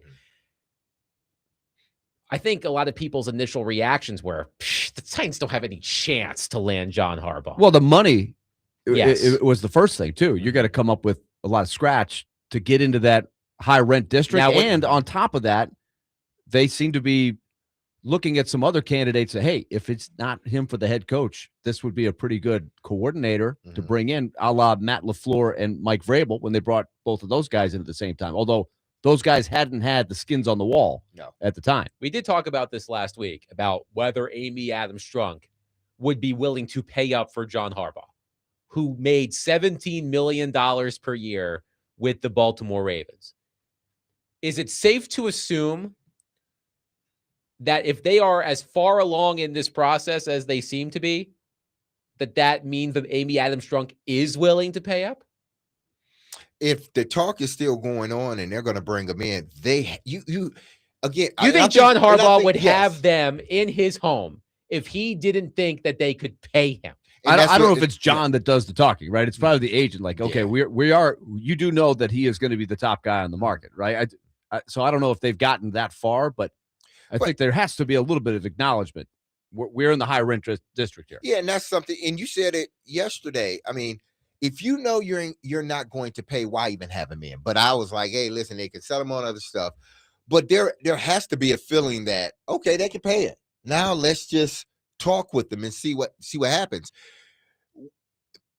It seems now, and it happens all the time, whether it be with a player, a head coach, or a team. During the season, it's like either the player is not worth that, or the head coach, he's not, or the team. Nobody wants to coach this team because we're in it. We're watching everything go, and it's not going well. But then there are people that are on the outside looking at all this, and then after the season's over, they're like, well, it did look bad during the season, but now that I got a chance to kind of sit back and watch this, that's a good coach, or that's a good player. The circumstances wasn't quite well, but that's a good organization. Look at what they have pieces. Like, now that I look back and I'm watching this, I'm like, they do got some pieces, huh? Amy has set a structure. Okay. Maybe this job isn't what I thought it was, during the season or before the season. Maybe this job is a job, or maybe this job ends up being the best job, because whichever job John Harbaugh takes, they're going to say that was the best job. One texter, Randy says, they're going to Harbaugh's house because he's interviewing the Titans. That's probably true. Mark in Ashland City says, the Giants have not fulfilled the Rooney Rule. They can't hire him yet. Correct me if I'm wrong here. I don't know if they did interview Raheem Morris and Antonio Pierce. I believe that they have satisfied the Rooney Rule. The Giants have. I don't know. I don't think the Titans have at this point, but I was listening to the MMQB podcast, which, of course, a podcast, as we know, like all of our shows are on podcasts, but after we broadcast. So the timing of this may not be right. But on the podcast, Albert Breer and Connor Orr both said that the Giants were in position to have the first crack at Harbaugh because they had already fulfilled the Rooney Rule. Let's see here. One texter, Skylar, says, the Titans are looking at the price of a Lamborghini with the money for a Nissan Altima. Hey, not that there's anything wrong with that, the Nissan Altima. Hey, man, isn't that what you drive? Souped up Nissan Altima. There's some out there, right? I have. I think have I had maybe Altima? A Nissan? The Donick family has had a Nissan Maxima? In the past. I have not. Way back when had a little Nissan action. Derek Mason definitely does not drive a Nissan. No, I don't. Not now. There's nothing wrong with a Nissan, but they're not now. I drove. No, I'm not sure. No, I never drove a Nissan. Well, I have driven one, but I haven't owned one. Let's say that. So I think the key to this whole thing is you're going to get your swing. You're going to take your swing with Harbaugh. We'll see how it goes, but at the same time, you have to hope that they have been able to build a good game plan of if Harbaugh suddenly just says, I'm going to the Giants, that you have your next move ready to go. So you haven't distracted yourself from plan B, C, D. So what would be the negative on taking this job? Because let's put the Baltimore job to the side, because everybody knows if you're going to take a job, that's the job that you take. Obviously, John can't take that job because they just fired him. But put the Baltimore Ravens to the side. And let's put Pittsburgh to the side because people say that's a good job, but I'm looking at the quarterback position and thinking that's not a good job either. And they pick low in the first round. So no. What makes the Titans job not attractive? Now that we've seen what Amy has done as far as the delegation of power, everything seems to line up like a normal organization, and they are making it their priority to say Mike Borgonzi is the guy. He's the guy. So with that being said, because before that it was the franchise is dysfunctional, the owner wants to meddle, this and that, whatever people were thinking. That's why this wasn't a good job. But now that you've seen what she's doing, you've seen the whole book on a quarterback, at least for the first year, and he has improved. You've seen guys on the team, rookie guys, and second year guys improve. Why wouldn't you take this job outside of the money? Because ultimately you're going to have to pay John if that's who you're going to hire. You have to pay him upwards of 17, 18 million. Well, I do think the owner's presence does play a factor in this because I understand what you're saying. The Titans have tried to make it clear to everybody, here is the chain of command. But Amy Adams Strunk still has a recent history of hiring and firing and hiring and firing. There's no stability there. So although it looks better now, we haven't really seen it in action yet, and she's still there. I do think her presence, even if she's not meddling, her presence is still the aura is still there. And that leads to a good question. I just got texted. Why don't you hold that question? I have a very good question, but how about if I throw the question out and then you guys ponder? Okay, let's do it. Here is the question. Who goes to the Harbaugh house? Who do you take? Who goes to the Harbaugh we assume house? Borgonzi. Yes. Who else? Okay, we'll Anybody? ponder. Or is it just Mike? You respond as well. Amy? 615-737-1025. Cam? He wants to go. Okay, hold on. He said he wants to go. Okay, hold on. Let's set the stage here. Diana Rossini is reporting that the Titans decision makers will meet with Harbaugh at his home tomorrow.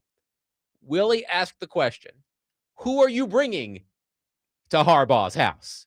Which sounds like a spinoff of Martin or something. Who are you bringing to Harbaugh's house? 615-737-1025. You can provide serious answers if you'd like, but also we'll take humorous ones as well.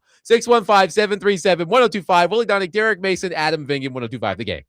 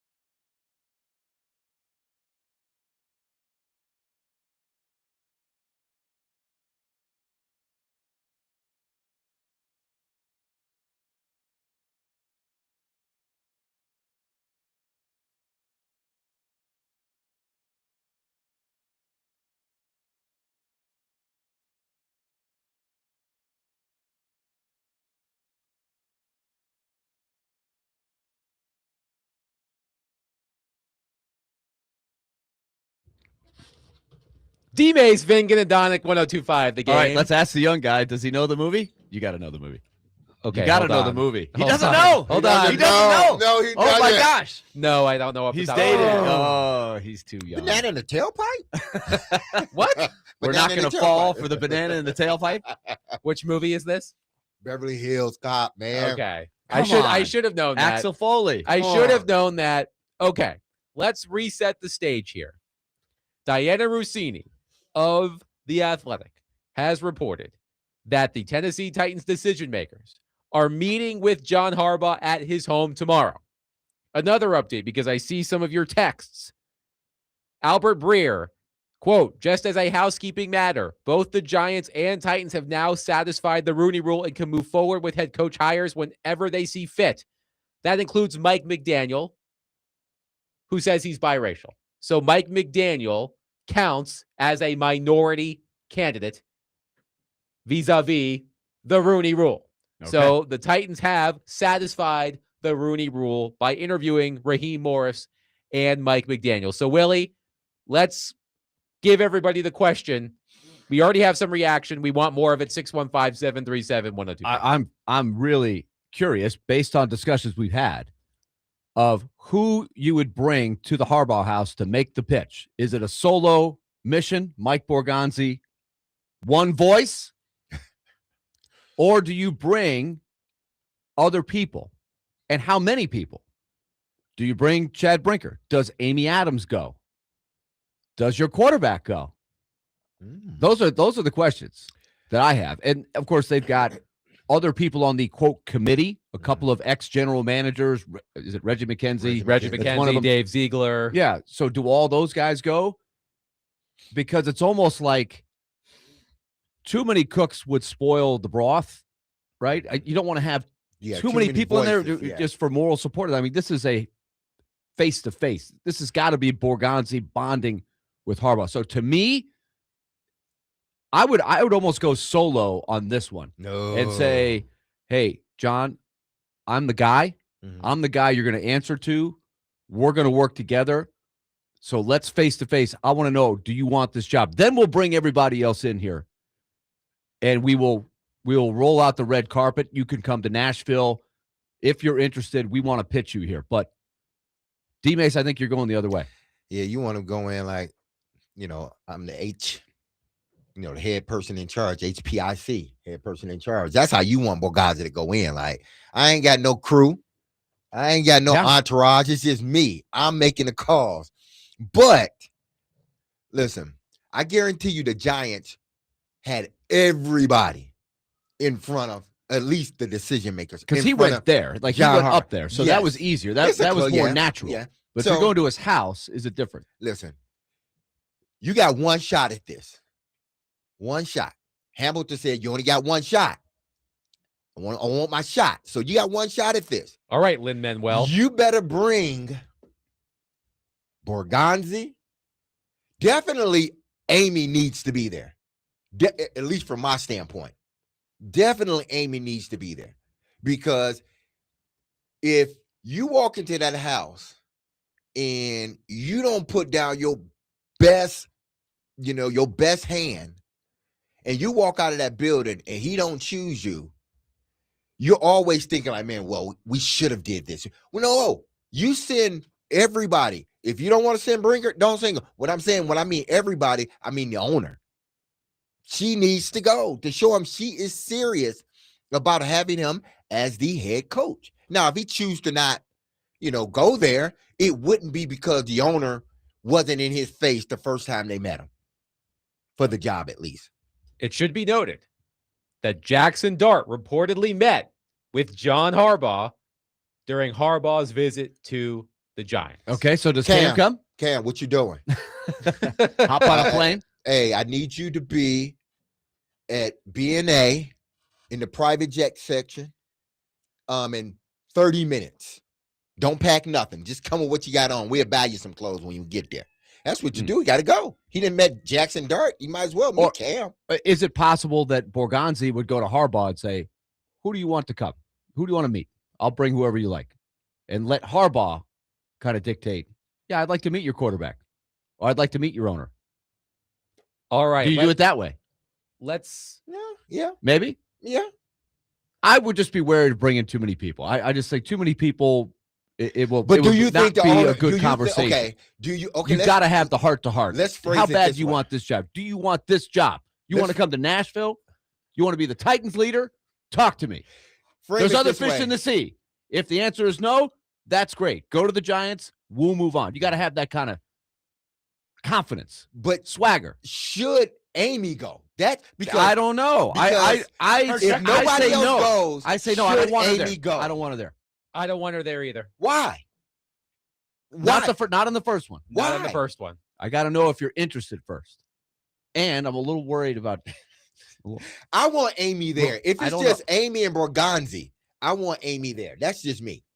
Okay, let's run through these texts because there are some good ones here. One texter says, I'm just going to go in chronological order or reverse chronological order. One texter says the Titans should fly in Mike Borgonzi, Amy Adams Strunk, and Jeff Fisher's mustache. Okay. For good luck. Daniel says, are we sure Amy is the ace of spades? Does she hurt or help the Titans' hand? We can get back to that. Key question. Josh says, your best hand has to include the best wide receiver in Titans history, D-Mace. Got to help us out, man. Have you spoken to John Harbaugh? I sent a text. Did he respond? Nah, not yet. Oh. He usually responds like in a couple of days. He's a little busy. Text, yeah. Craig says, wouldn't Amy need to go, or is it better she doesn't to show she's not meddling? I would think Borgonzi, Amy, and Cam if he's willing to, which from past reports sounds like he wants to be involved. Kevin says, Borgonzi goes alone and brings Prince's hot chicken.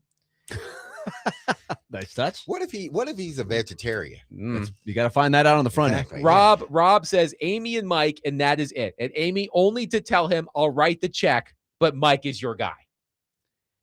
Skylar says Borgonzi needs to take D-Mace, Denard Wilson, and any other familiar face that knows Harbaugh. LOL. Damien in Nashville that says, actually is an interesting idea. Ambassador Derek Mason. Yes. Yeah. I thought about that. It's not a bad idea. And Damien in Nashville says, I would take Al Del Greco to Harbaugh's house to show him after all these years the Titans can still help him win a Super Bowl. That was pre-Harbaugh, but it's a fun thought. Brian says, don't get D-Mace started down that memory. Don't. Brian says you take two cars. The first car, you have a handful of people, let them meet, say their piece, and then they will dismiss themselves, and then it's down to the GM and Harbaugh. Keep in mind, you're going to his house. How many people does he want at his house? I know I don't like a lot of people at my house, but John Harbaugh's house is probably 50 times bigger than my house. Yeah, so he could probably fit everybody. But you got to have a conversation. Do we have, what do we offer the people when they come here? Offer them a drink, popcorn, snacks, whatever. Popcorn. I don't know. You offer people popcorn? Hospitality? No. Pistachios. That'd be weird. Like I go to somebody's pistachios. house. Hey, you want some popcorn? What do you put out? Like little vegetable slices? Some peanuts or peanuts. Some, yeah. what is classy? A charcuterie board. Charcuterie board. Yeah. Okay. Now we're talking. Board. Yeah. Just one texter says, I know y'all can't say it out loud yourselves, but you can read my text. If Amy goes 0% chance. If Amy goes 0% chance we convince Harbaugh, I, meaning the texter, have a better chance of marrying Sydney Sweeney. Well, think more of yourself than that. Let's quickly go to Joe on our phone line. Joe, thank you for waiting. Please go ahead. Hey, good evening, you guys. Good evening. I'm going to do my best TD. And now, number 85, Derek Mason, going to Harbaugh's house.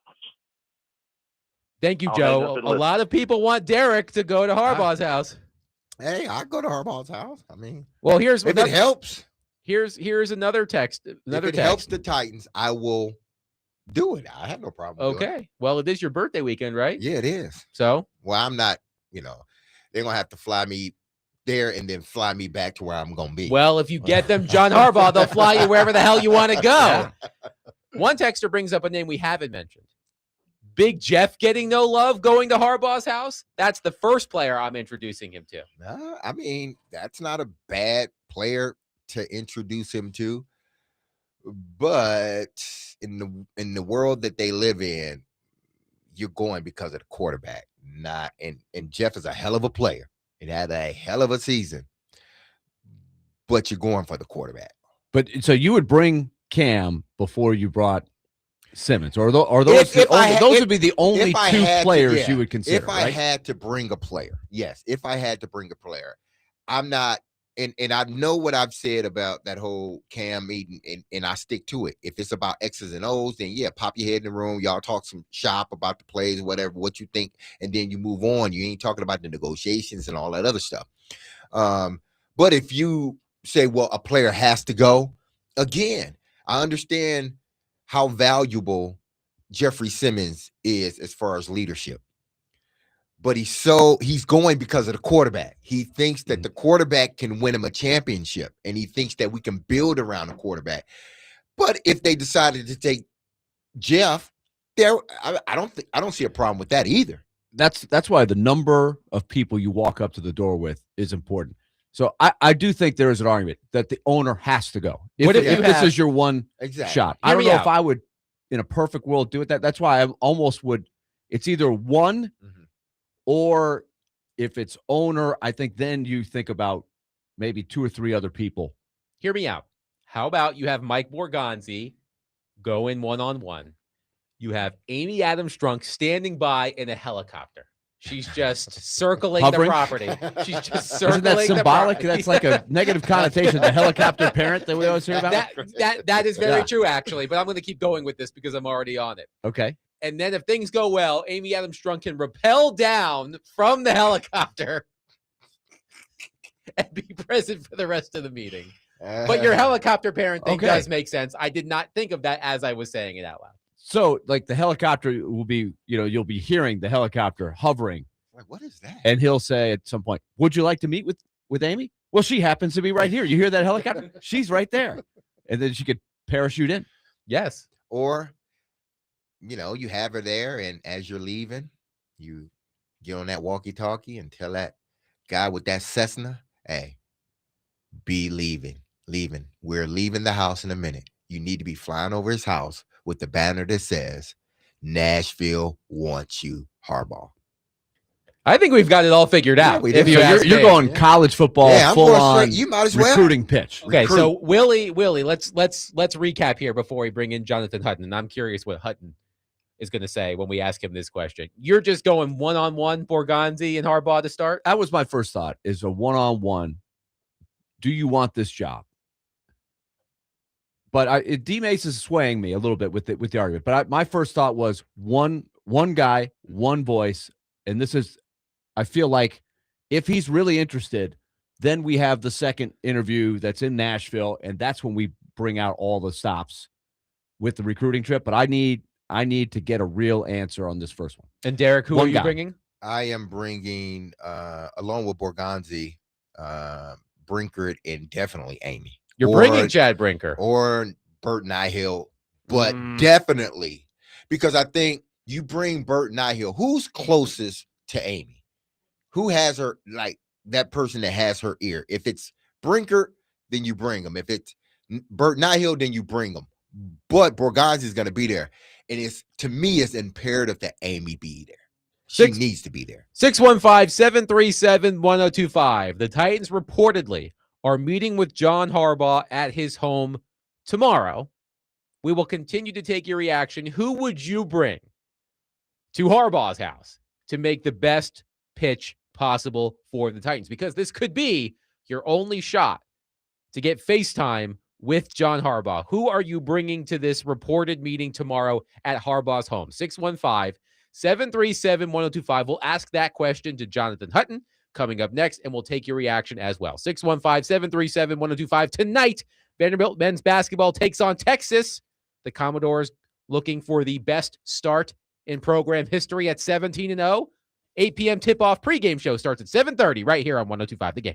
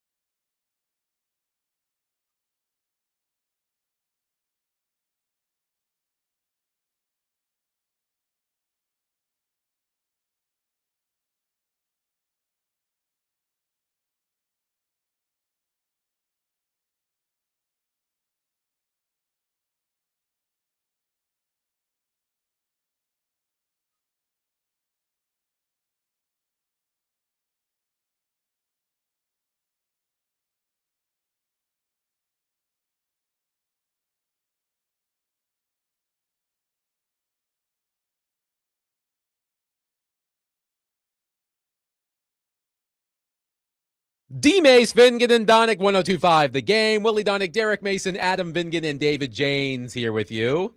Harbaugh Watch is on.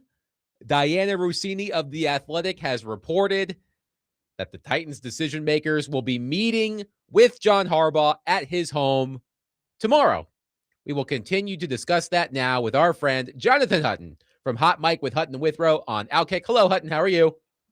Doing well, Adam. Happy New Year. Mace, happy birthday. Thank you. I appreciate it. Oh, boy. Happy New Year. Absolutely. So, Hutton, we're just going to put that off to the side. Longer, but I had to bring it up glossing again. over that. You guys are well. We're just going to put that off to the side.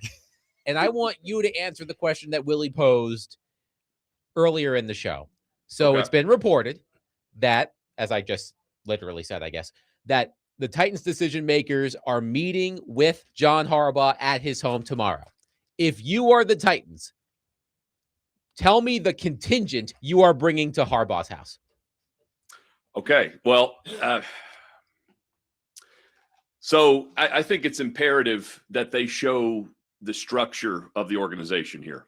I think that Amy Strunk, by solidifying the hierarchy, so to speak, on that Friday before the season ended, is a reason. I think that's why they have a chance with this.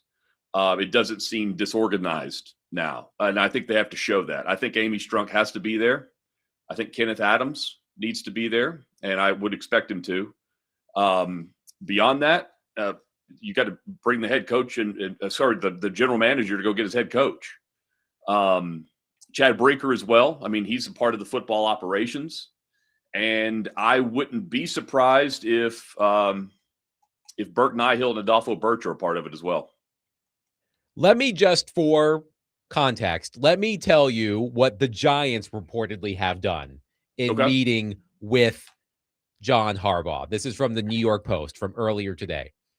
It is believed that the Giants are bringing Harbaugh to their team facility in East Rutherford, New Jersey in style, with co-owner Steve Tish's private jet picking Harbaugh up in Baltimore. Yep. He met with Joe Shane. Co-owner John Mara has made a pitch. Chris Mara, the Giants senior personnel consultant, had lunch with Harbaugh in Baltimore and met with him at Harbaugh's home. Tom Coughlin and Eli Manning spoke with Harbaugh about the Giants.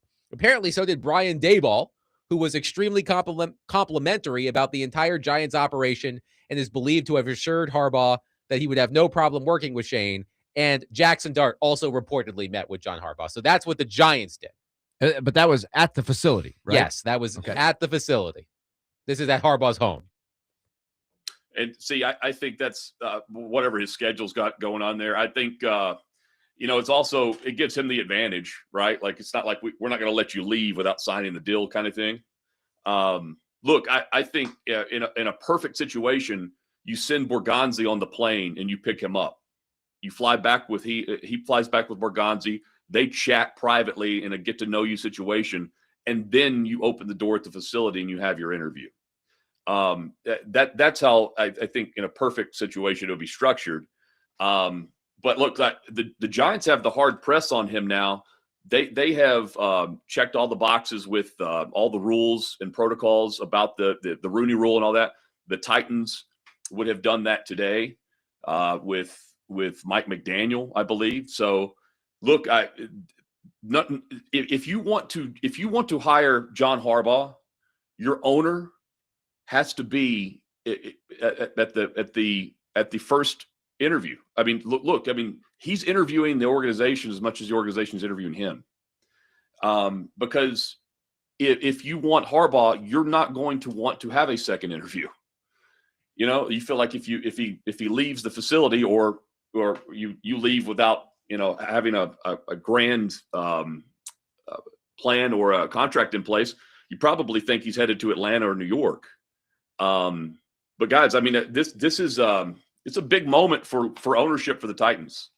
I'm quite frankly, I'm surprised that Harbaugh has the Titans on his list, just based on what we have seen recently within the organization. But what a huge hire this would be for the franchise, for the fan base. Look, it sells tickets. Let's just put that out there too. It sells tickets, and there's not much that's selling right now for the Tennessee Titans. That would be a huge, jump forward from where they were from a coaching situation. Now, you just mentioned some of the past sort of dysfunctions within this organization, but now that it seems like Amy got her ducks in a row as far as the chain of command. And I asked Willie and Adam this: why would, now that the season's over, now that you sit back and look at this team, why wouldn't you take the job outside of the money? Because I know ultimately you have to pay him upwards of 17, 18 million. So put the money aside. Why wouldn't you take a job like this? Well, if I'm Harbaugh, yeah, because she's already put because stuff Atlanta's in place. Available. Atlanta has a much better roster right now. Mm-hmm. So does New York, from an offensive playmaking. But Atlanta doesn't have their quarterback, right? But you have all the other pieces around. Like you find your quarterback. Mm-hmm. That's the thing. Like if Harbaugh loves Cam Ward, that's great. That's a huge plus, and clearly he does because he has the Titans on his list, right? Mm-hmm. But why wouldn't I take the job for everything that we've sat through and covered over the last several years, Mace? I mean, like the lack of patience, lack of stability, continuity, like those things. For him, I mean, that you would know, mm-hmm. you know about that organization with Baltimore. I mean, that's the Titans have been the opposite of that organization. But you come in and you're working with a general manager who's going to be in year number 2. He is very deliberate and goes about things behind the scenes, but he's a football guy.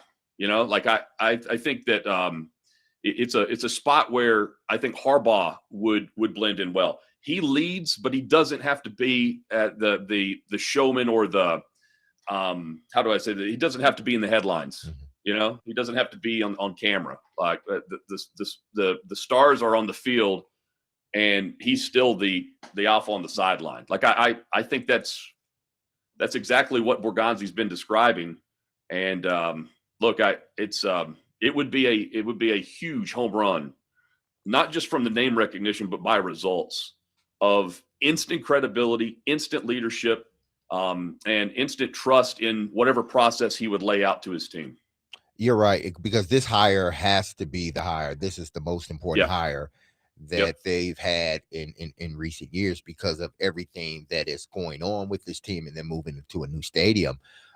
Willie brought up something interesting about, putting, I think if I'm wrong with this, Willie, correct me, about like solely concentrating on Harbaugh, putting all your eggs in one basket. Do you think they can sort of pursue Harbaugh, but still, put forth the effort they need to put forth with these other coaches? Because it seemed like the Giants are all in. It seems like the Giants, it's like Harbaugh and everybody else, we'll think about y'all once Harbaugh makes his decision. Should the Titans operate in that fashion as well? Yes. Mm-hmm. I mean, look, I would be all in as well. I mean, as far as the other candidates, you have a lot of unknowns, and the structure, like for everything that we've seen recently, Mace, the hire of Harbaugh would instantly turn things around 180 degrees.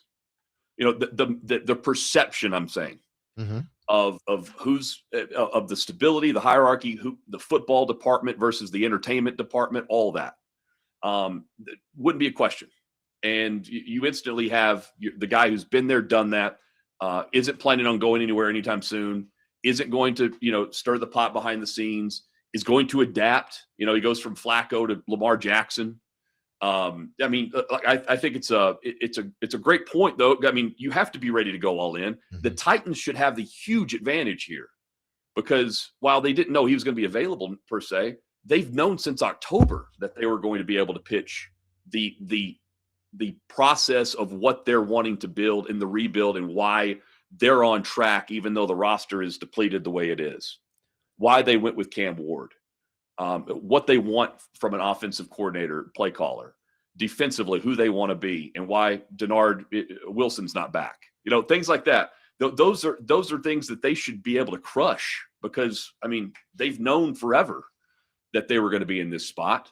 It's not something that they have to throw together necessarily like, whenever Malarkey was in or out in the playoff race, and then all of a sudden they turn around and they interview 3 candidates, right? Like they're interviewing as many candidates as possible. And they're balancing it well so far. I mean, so yeah, I mean, they should be ready to do this. Hop on the plane and go. Do you think this is it may be impossible to answer, so we all would have to have our own theory. But do you think John Harbaugh, after studying Dart and studying Cam Ward, would have a different offensive coordinator depending on which job he quote unquote chooses? That's a great question. Yes. Or do you think he's already told his offensive coordinator, you're going to be my guy? We'll just figure out where we're going to go. Because I think he's about adapting. His philosophy is adapting to the talent you have, right? Yeah, but I think what they've done so well in Baltimore, and it's not Cam Ward that would be doing this, what we've seen with Lamar, but it's the run-based offense, and then the quarterback then plays off of that and then makes you pay. Ward's got the arm. We know that. That's putting it all together and developing him into the going from good to great, going from great to elite. Look, I think there's the management style.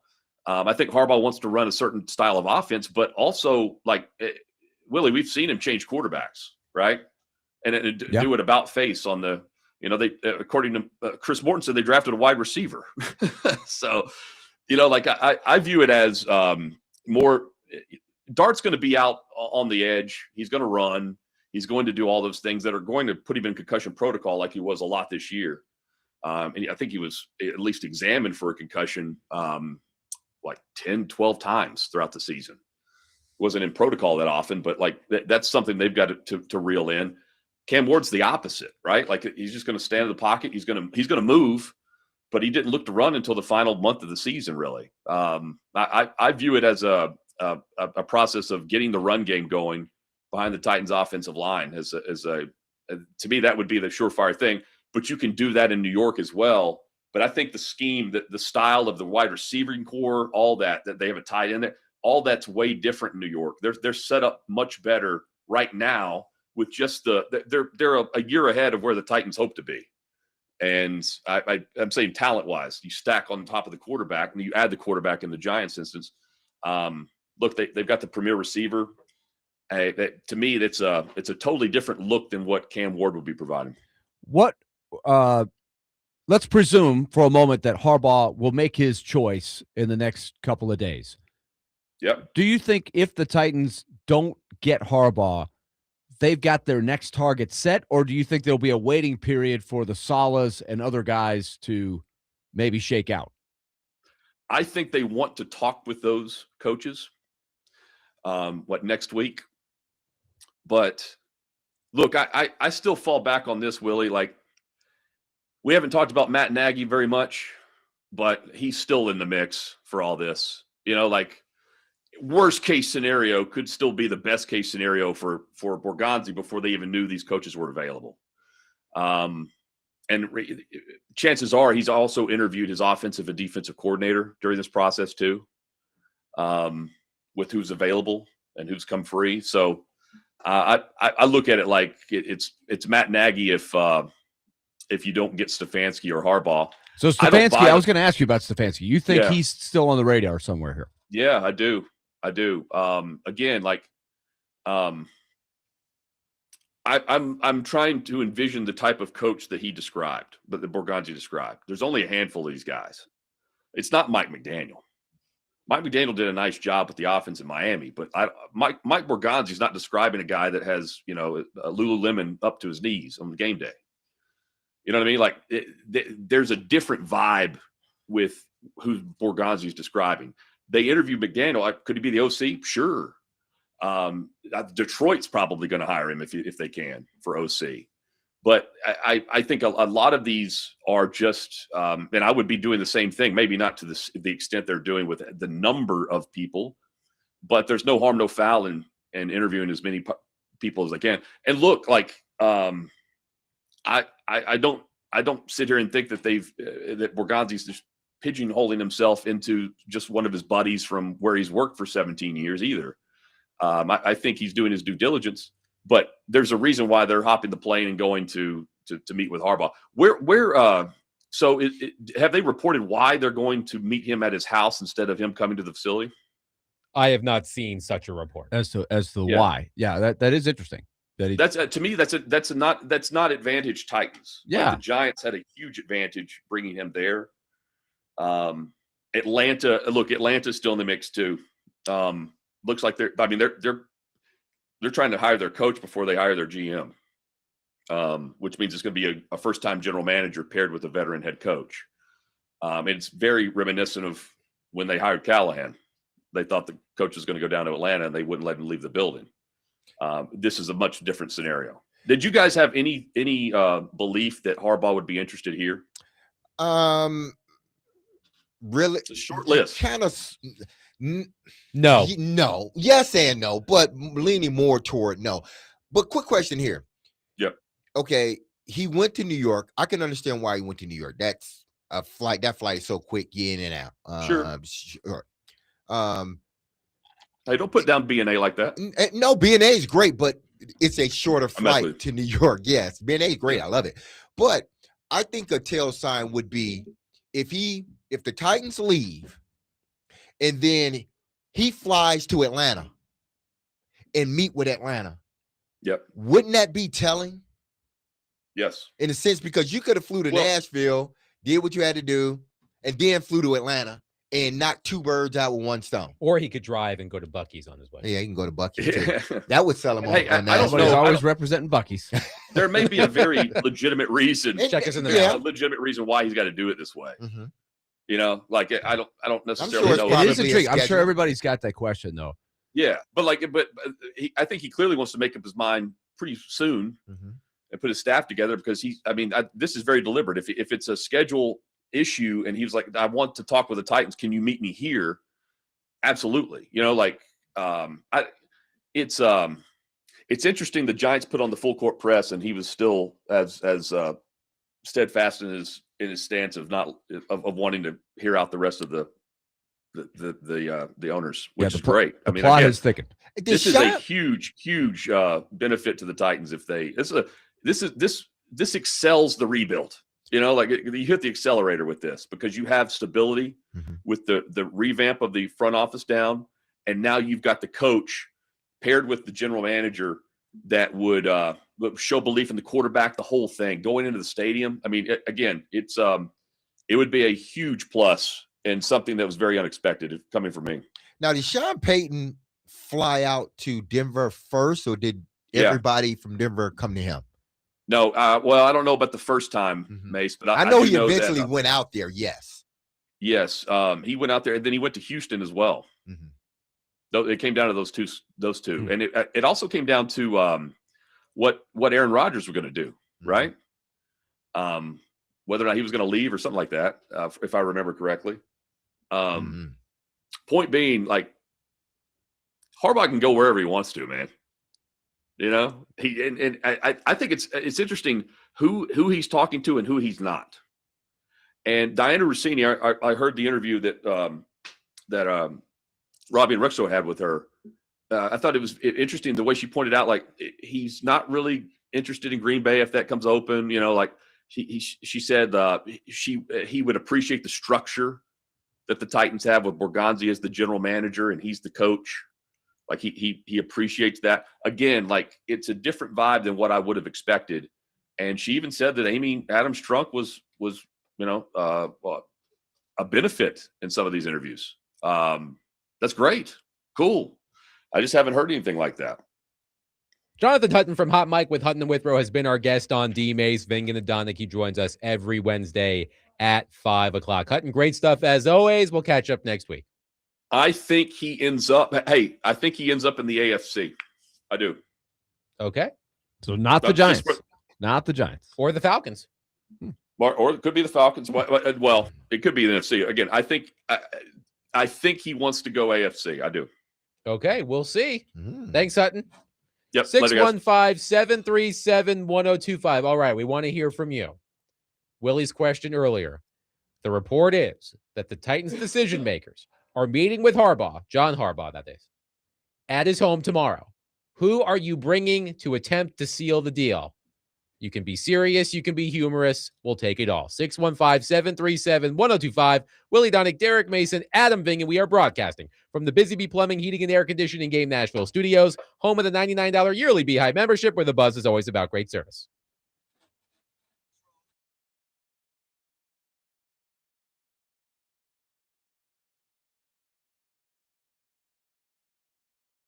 Hey, this is Derek Mason. You heard me tell you about Dr. Lodge and his staff over at Cool Springs MD for some time. If you set out to lose weight, chances are it's not your first time setting a resolution to shed some extra pounds only to face disappointment. But I got some good news, because at Cool Springs MD, Dr. Lodge and his team understands the frustration of this cycle, and that is why they offer a different approach to weight loss. Their comprehensive weight loss program is led by Dr. Jeffrey Lodge and addresses the root cause of weight gain with tailored nutrition, exercise, blood test supplements, and more. They will customize a program specific to you and you only. So connect with Dr. Lodge at CoolSpringsMD.com today to schedule your appointment for a personalized weight loss plan just for you. That's Cool Springs MD, where your weight loss journey becomes a success story.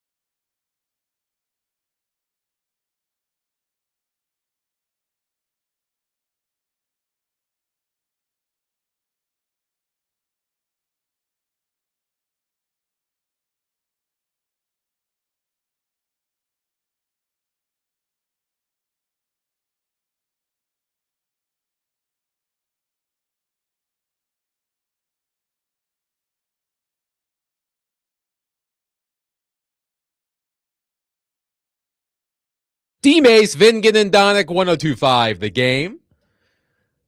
Harbaugh Watch. It's on. The Tennessee Titans reportedly will meet with John Harbaugh tomorrow at his home in Baltimore somewhere. Lovely place. Right, Derek? Lovely place. I enjoy Baltimore. Lovely place. Enjoy it. Even in the wintertime. One texter says it was reported that the Giants were actually supposed to meet him at his home as well, but they decided to have the owner meet with him, and then they went together to the Giants facility, which I think is the perfect move for the Giants. Another texter says, would send to Harbaugh, 1, Borgonzi, 2, Cam, 3, Dolly Parton, 4, Vince Gill. I don't know how available all ambassador team. I don't know how available Dolly Parton is on a moment's notice. I mean, we all love Dolly Parton, right? But I don't know how available she is on a moment's notice. Here, let's answer this question from one texter. John Harbaugh and Mike McCarthy have the same resume. Why not all the hype around him, meaning McCarthy? Oh, man. Fair question. It is a fair question. Okay, I think it's the optics, because you don't think of, well, I guess many people probably do. They think, well, McCarthy in Green Bay, he only won because he had Aaron Rodgers. And then he goes to Dallas, and that team doesn't always seem to be functioning right. It seemed like they have something always going on. And it all just could be the owner, who is the GM. It could be because of him. But I think people look at Mike McCarthy and don't see stability, or don't see like that leadership that you see when you look at John Harbaugh where he's been for 18 years. Is it the name Harbaugh? And is it he comes across better, as he sounds better. He sounds more structured. I've never seen McCarthy as a smooth presence. You know, he doesn't give you that Tom Landry or, you know, even a Jimmy Johnson swagger kind of thing. It's interesting with McCarthy. He has won a lot of games, but I don't know. Harbaugh, if you were just at a central casting, who's the leader? I think Harbaugh would be the guy. Yeah, I'm just trying to answer the question. It's a great question because credential-wise, you line him up, Super Bowl, same a lot of wins. Yeah. Daniel says, if you bring Brinker and Nihil, Harbaugh might not answer the door. Josh, I would not have either of those two in there. I don't know if that's.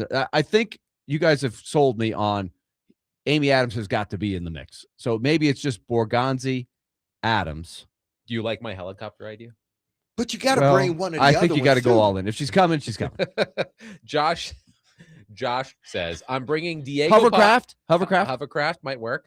More high tech. I'm bringing Diego Pavia's mom and Will Levis, but they both stay in the car. If he says yes, he gets a date with Pavia's mom. I mean, he might be married. He is married. He's definitely married. If he says no, I'm leaving Levis there. Well, Levis is in Anaheim going to Ducks games, so he's not going to be readily available. True fact.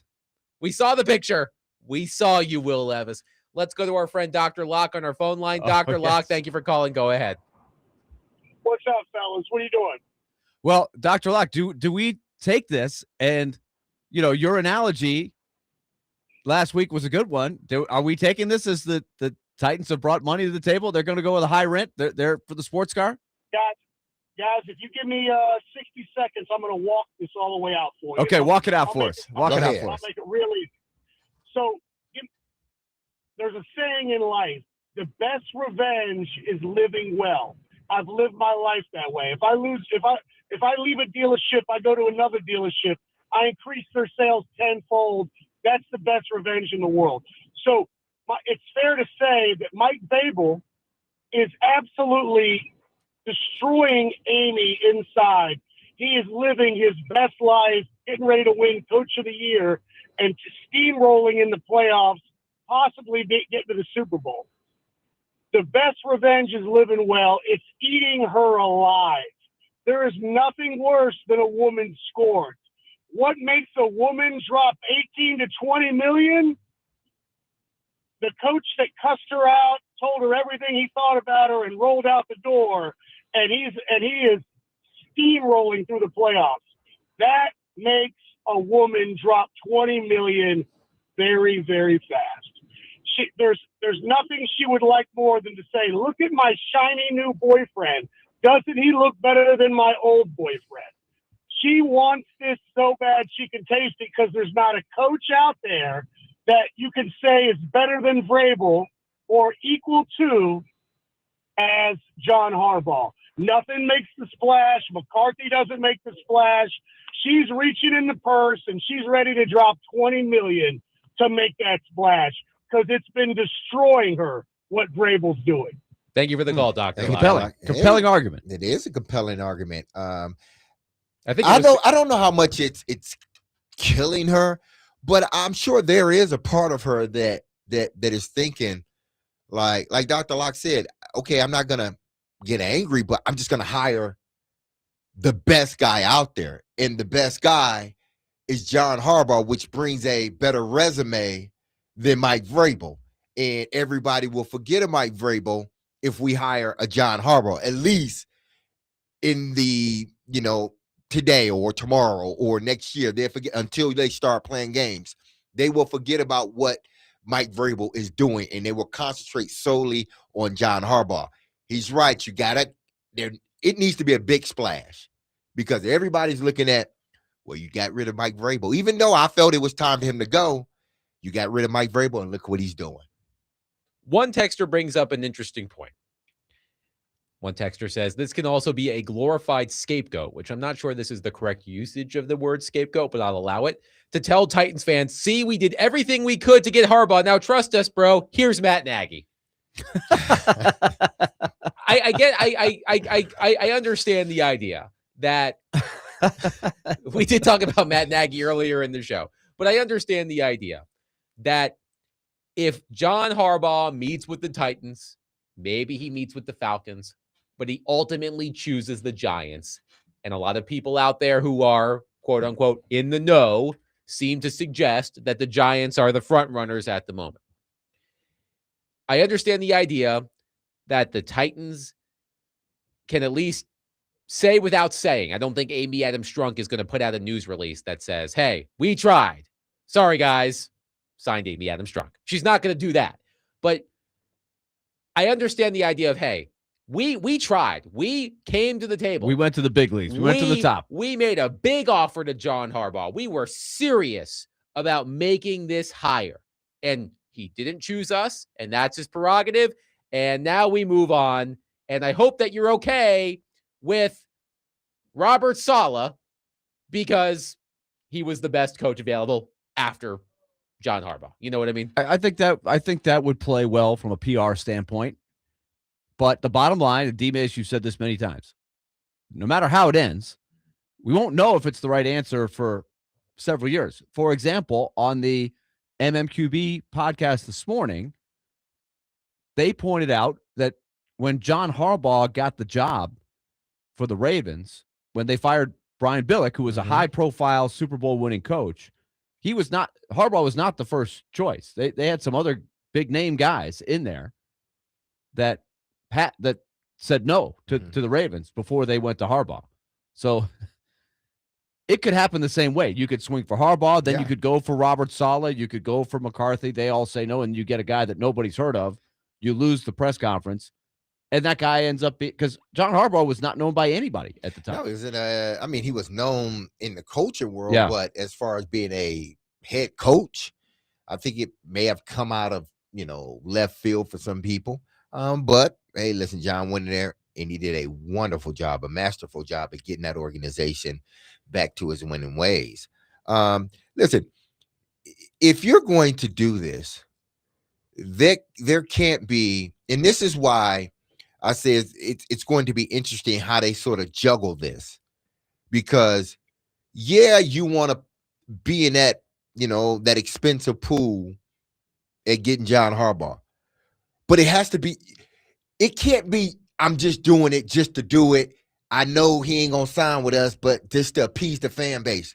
You can't go in thinking like that because maybe he wants to be here in Nashville. So you go in, putting all your cards on the table, and you're not worrying about whether, I'm doing it just to, show the fans that, okay, we're making this, we're trying to go out and get the top coach out there. If you know you really ain't gonna pay the money to him, because what if he says, you know what, I want to go there? Then what you gonna do? So if you've decided, which they have, you decided you're going to Harbaugh's house, you've already decided you're gonna pay him 17, 18, or 19 million. You've decided that already, because it's gonna cost you about 50, 60 grand, probably more than that, to fill up that jet to go to Baltimore. It's probably gonna cost you a lot more than that. So if you're putting all that money in, I can't just be going here to save face. I got to be going here to get my guy. Like a rhyme, like this is a Hallmark movie right now. Oh, You know, how did I know? I'm get going there that? to get the girl. That's what I'm doing. How did I know it would end up back with the Hallmark movie? Greg on our text line says Baltimore got Derek Mason, Derek Henry, and Steve McNair. It's only fair we get John Harbaugh.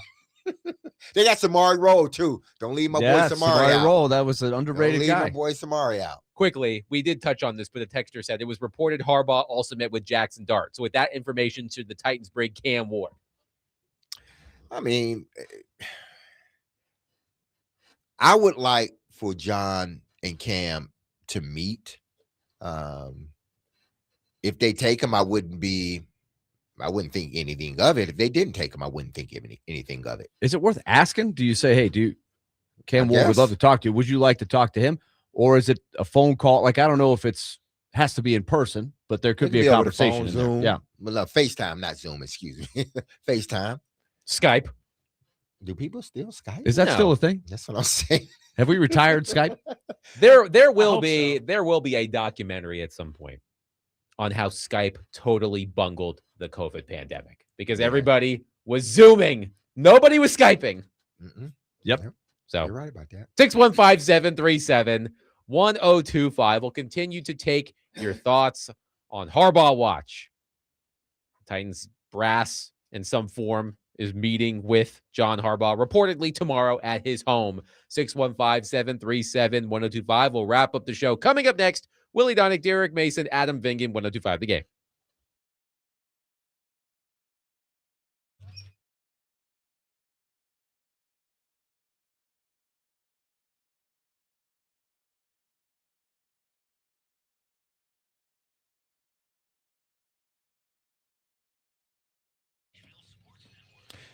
If you've been injured in a motorcycle accident, go to lawtigers.com for your free case evaluation. Even if your motorcycle accident was months ago, you have nothing to lose by calling Law Tigers. Insurance companies want to pay out as little as possible or nothing at all. But Law Tigers fight to get you the compensation you deserve. They don't get paid until your case has been settled. And they understand how much your bike gear means to you, and they will help you get it all repaired or better yet replaced. So call 1-800-LAW-TIGERS or visit lawtigers.com. And don't forget to go to predatorsbike.com.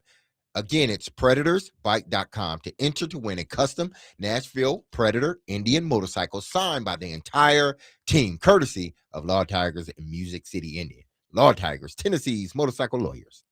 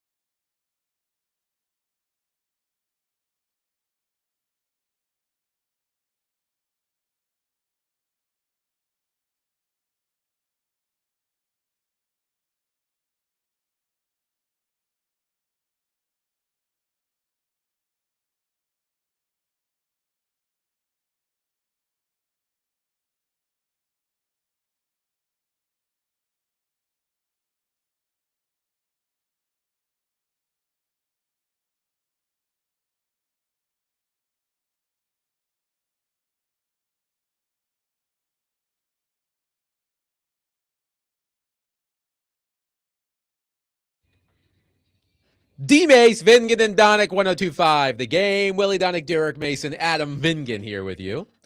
Smashville Live returns coming up next. Player guests Ozzy Weisblatt and Reed Schaefer. And following Smashville Live, Vanderbilt at Texas as the Commodores look to start 17-0. Willie, your beloved Commodores will be playing their first game as a top 10 team since 2011 tonight in Austin. 2011 would be Jeffrey Taylor, John Jenkins, Festus Ezeli. That's a strong team right there. That was a strong team. I'm really excited to see what they do, whereas each passing day goes by and they keep winning, how they handle the success.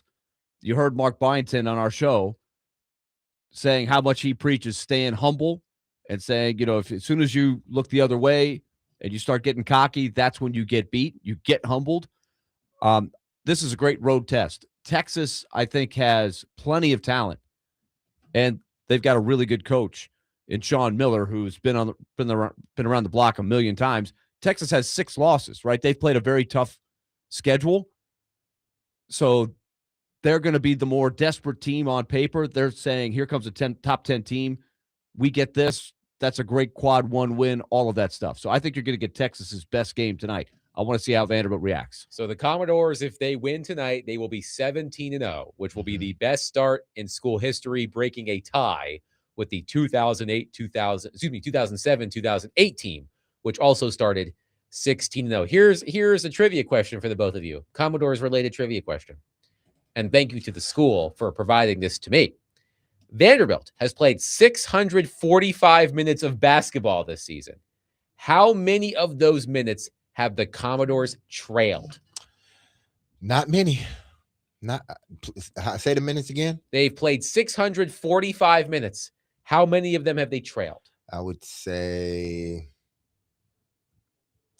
200 of them. I would say way less. I'm going to say it's 15. You're close, Willie. 22 minutes and 2 seconds. Wow. That's it.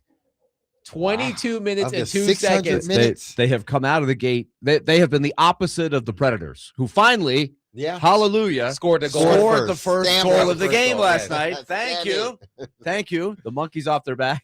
But listen. But Vanderbilt's been the opposite. They have come out and jumped on teams early, which is a great way to win, especially on the road. And I also think this might be right. I believe their largest deficit of the season is 5 points. It hadn't been that much. They hadn't, at least the games, and I've seen majority of all of them. They haven't trailed by many points when they did trail. Texas just had a big win over Alabama too. So, yes, at Alabama. Yeah, at Alabama. That was a huge win. So they're going to be coming in with a little swag, meaning Texas. And I want to. This may end up being another one of those grueling out games. And I want to see because it seems, and I've been saying this for a while, it seems like Vanderbilt, because they play so hard, they wear themselves out at certain points in the game. Can they not do that this game coming up versus Texas? Because Texas, they got a good team. And again, they just beat the number 13 team in the country. They're on a high right now. If you don't come out and play your A game, or if you have a lull there like you've had in previous games, it may come back to bite you. Texas does not defend the 3 very well. 234th in the league. So based on Vanderbilt, the last couple of games, they've been a little hit or miss against Alabama and LSU at home. They weren't knocking down the threes as consistently as they were prior in the pre-conference, where they were hitting everything. We remember the game at Wake Forest where they bombed away. The LSU game was a tale of two halves. They came out and they were on fire in the first half and then completely cooled off in the second half. So I'm curious about shooting the ball. And as great as Tyler Tanner is, I still want to see him stay consistent throughout the season, hitting the open three. He does everything else tremendously well. And this year so far, he has shot the ball very well from the outside. He's made a big jump from last year to this year. But his last couple of games, I don't want to say it's a slump, but his last couple of games, he has not knocked down the three. I think he's 1 for 8, 1 for 9. So that's something to watch tonight. Do they have, I'm trying to think here, Willie. Do they have the necessary depth? Because now that they're in league play, it's going to get tougher and tougher and tougher in the gruel and the grind. Do you think they have a deep enough bench? I would have said yes a few weeks ago. I think without Frankie Collins, who is a really, really good player on the perimeter, that's one less guy, and they should get him back maybe in the next few weeks. I think by the end of January, they're hoping to have him. But up front, I have seen more than one game where they can get into foul trouble. They are a foul-prone team, and they might be one big man short, I think.